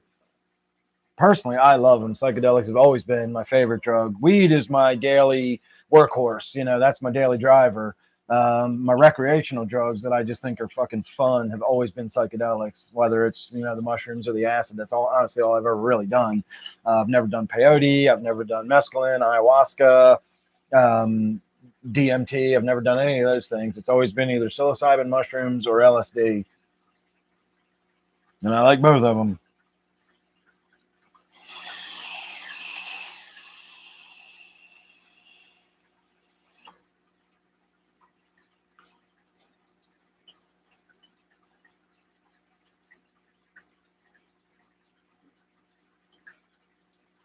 Well, that's why I do the mushroom tea now. The mushroom tea completely 100% totally eliminates all the stomach shit.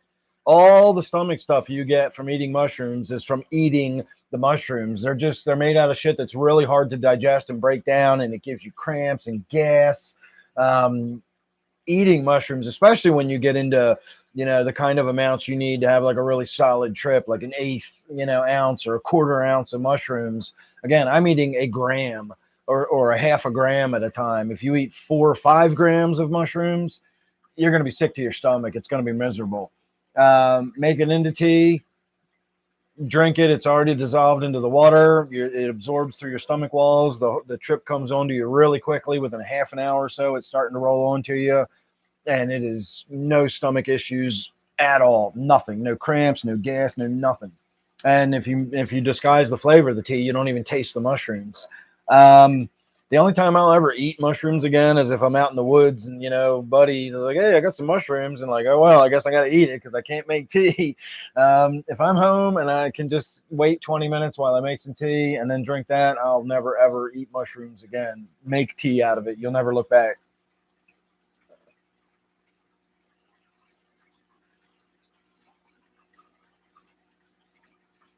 Yeah, I didn't do it a lot. I did it a lot, but it was only like a 6-month period where I did a lot of ecstasy, but I burned through my money because that shit's really expensive. And, but I did have a big run where I did ecstasy a lot for a while. But I started with LSD when I was 13. I ate mushrooms for the first time when I was 14, and I'm now 53. And while I haven't done LSD in 26 or 27 years, and I pretty much done with that. I don't ever expect to do LSD again. I just sort of rediscovered the mushrooms lately, and I'm really, really enjoying them again. And so, yeah, loving it.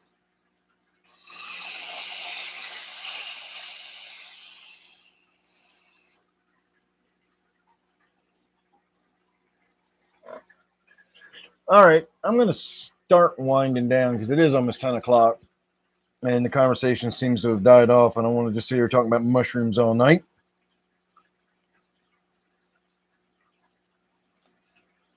Oh, I was so grooving last night, Zini. Had a new Doctor Who to watch. Came in here, was looking at the fucking fish room. I'm telling you, again, I was right on that cusp of seeing trails and like wavy things. And my fort lab, whatever you want to call it over there, I've got colored lights on that are softly changing colors. And, I don't have any bright lights at all. I was watching a Doctor Who episode. I was in my own little world over there. And I was like, I felt like I needed to stretch my legs. I was like, I could check out the fish room, Walking from that environment into this environment, I literally just stopped when I walked in the door. I had to stand there for a minute and just take it all in. I was like, holy shit. There's so much movement in this room. Like, that's the main thing I took away from it. Not only all the colors and everything, but with everything fully lit, and I had the pond all lit up and everything. Between the fish moving around everywhere, the water flowing, the ripples on the surface, the plants waving back and forth, the reflection light off the pond and the rippling light effects, through the room. It was a feast for the eyes when I walked in here. And so after I sort of adjusted, I started looking around and really enjoying the fish. And again, I'm not seeing, I was right on the doorstep of like really, tripping. But it was fantastic, man. My fish look awesome. I looked at my orange discus in the gourami tank, and I swear to God, I never noticed how many colors are in that fish. I see him again. I still see him now that I'm looking at it. I just never paid attention before. But when I saw him last night, I was like, oh my God.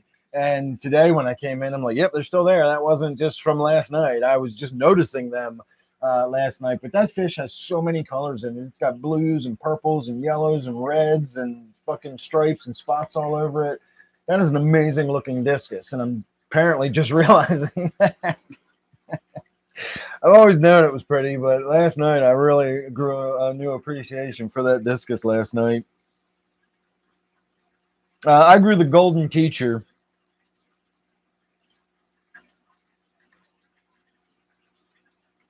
Yeah, I know, Cecil. I get it. And I'm glad, like, it's a mixed feeling when I look up and I see that nobody's saying anything. That means everybody's listening and you're just taking it all in, which is what I want. I want that sort of rapt audience. But at the same time, like, I'm done. And then I feel like there's no thoughts, no follow-ups, no comments. And then I'm like, okay, I've wrapped those thoughts up. I need to either like wait for new ones to develop, or I need feedback or something, so it's good and bad. The worst is when I've spent 15 minutes explaining something and I look up and everybody's having individual conversations and everybody's talking amongst themselves. Usually when it gets to that point, I just kind of wind the live stream down. I feel like I'm just kind of hosting the party for other people to mingle, and you all can do that somewhere else. If you're not here paying attention, mostly to my live stream, then I'm, again, I'm not hosting a party. I'm running a live stream. So that's always the worst, when I look up and it seems like nobody's even, like, I'm just irrelevant. I'm just, providing a place for everybody else to have a conversation with each other. But yeah, I do appreciate the feedbacks. I can't burn snow.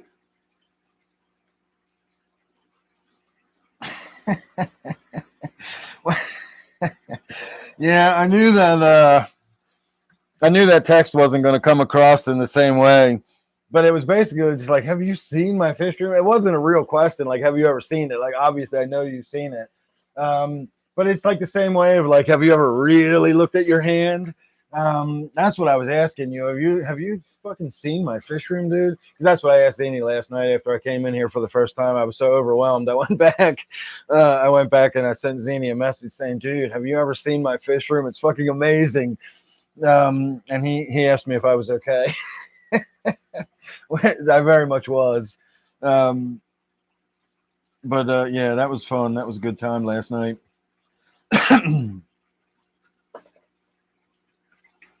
Ark, there you are. I was wondering if you're going to show up tonight.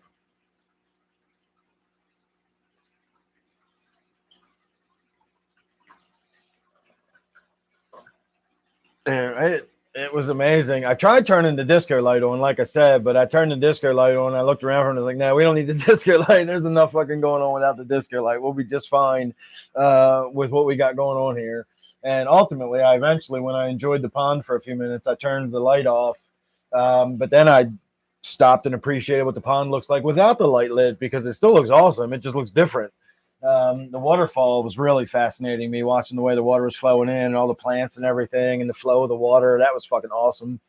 So yeah, I really enjoyed my fish room last night. And again, the main thing that I enjoyed about it was that I I was just I was in the moment and I was just enjoying my fish room. I wasn't thinking about a live stream. I wasn't thinking about, oh, I should get video for this, although I did take a lot of pictures to send Zini.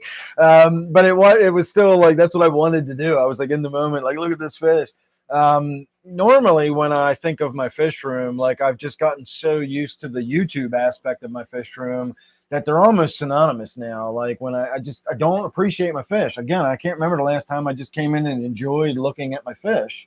I come in here and I'll do maintenance or I'll think about what I can do for the live stream. Certainly while we're live streaming, I'm looking at what's going on in the monitor so you can see what fish is visible.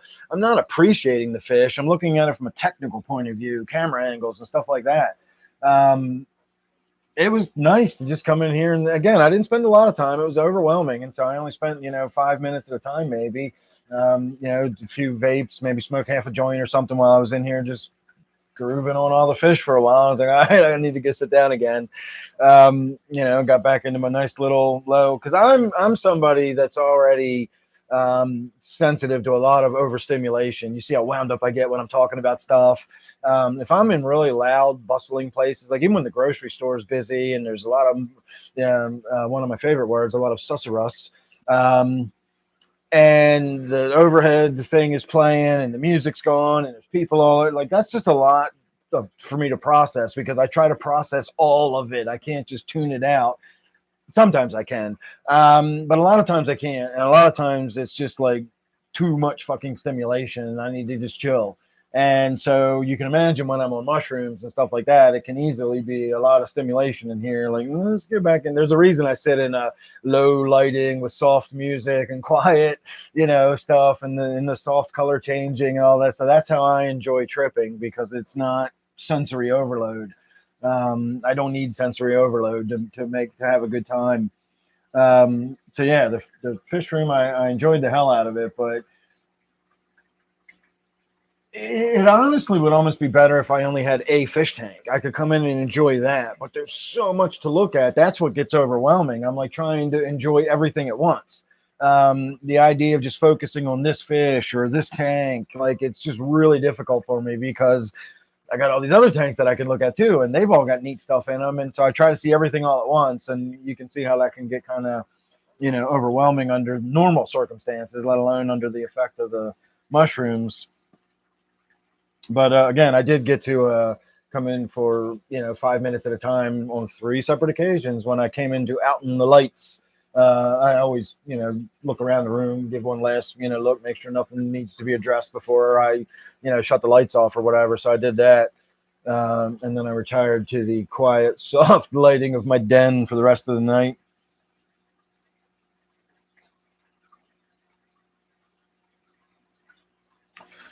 I almost was going to add a new plant to the. I'm going to run in the little boy's room here for a moment. I almost added a new plant to the tank. Ouch, watch that light. I don't hit on the thing all the time. My wife is starting to winterize and dig things up and bring things in. And so she dug up an elephant ear.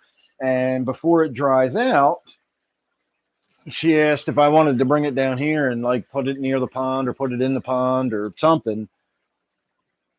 And so I thought about doing that, but then 2 or 3 days went by and it's all droopy and wilted. So if I planted it, it would sort of start over from new growth coming up. All right, that'll do for the pond for a moment. Let me put you on mute and I will be right back.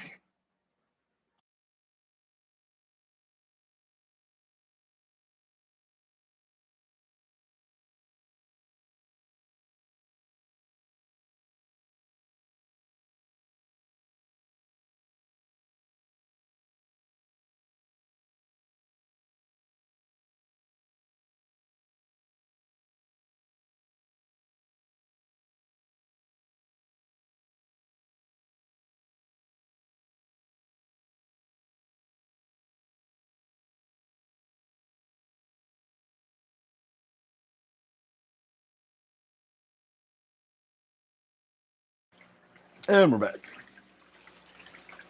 All right, I was just pointing you at the pond for a minute there, so you had something to look at while I was away.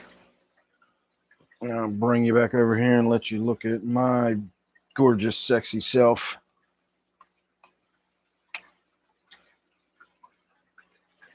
Let me see. I'm going to get a couple things taken out of here so I don't have to try to remember them later. And we're going to start winding down. So now would be your time to put in your last thoughts, comments, questions, etc. We'll blow some smoke in the disco lights and have a little bit of fun. But I'm going to start turning everybody out here in a couple of minutes. Steve got a shrimp. Steve's already home by now.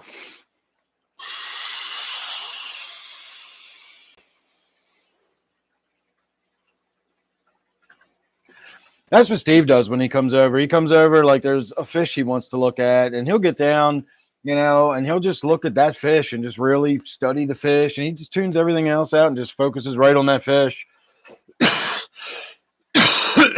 Oh, you're not even home yet? See, that's why I said, Steve left a couple minutes after 9, and here it's almost 10 o'clock, and he's just now getting home. So it's a bit of a drive for him coming all the way over here, and I know it's a work night, so he's normally asleep by now.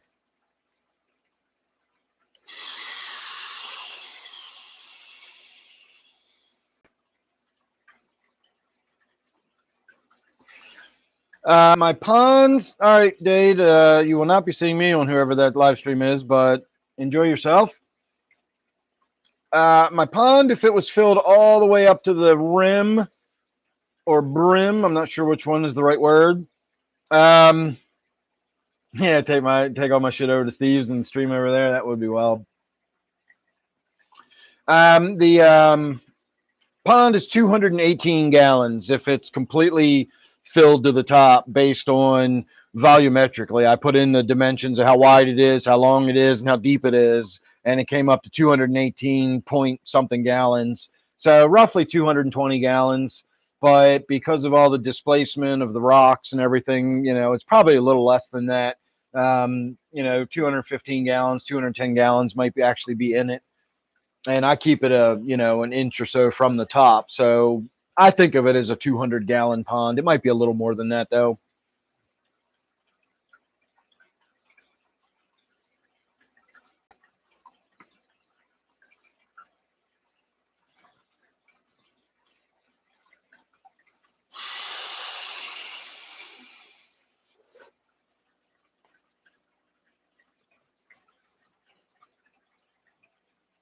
There you go. Now you get that little bit of a better disco ball effect. It's really easy to make, and it's not that expensive as far as, if you were to purchase something that could do the equivalent of it, you'd spend more money than just building it yourself. Liner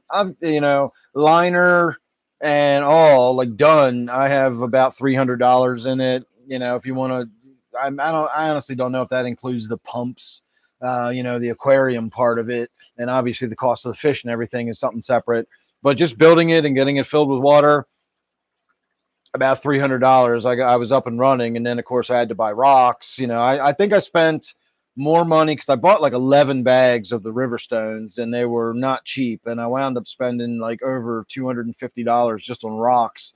And then I wound up taking a shit ton of them out of there. And, I wound up having too many rocks because I had multiple layers and the goldfish were getting in and I lost a few that got stuck between them. And so I pulled a bunch of rocks out and put them out in the yard in the garden. So not expensive. And if you don't want the rocks on the bottom, obviously it's even more inexpensive.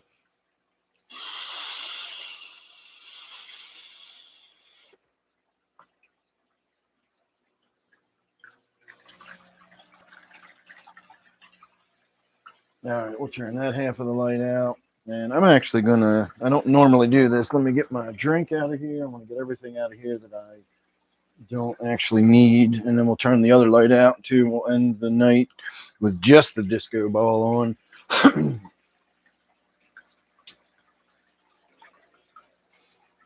So that's what the fish room looks like. Just the disco ball.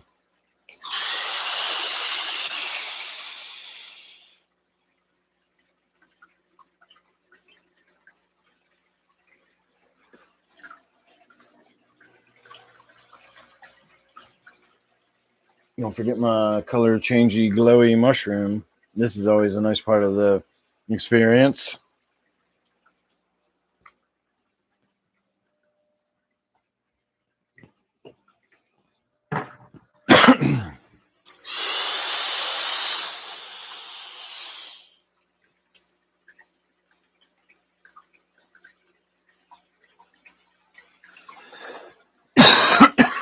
That was a big one.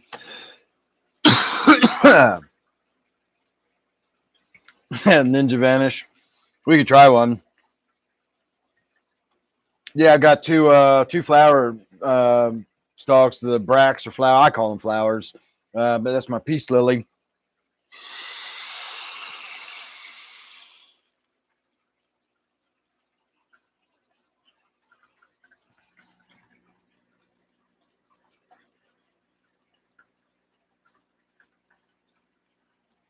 Did it work?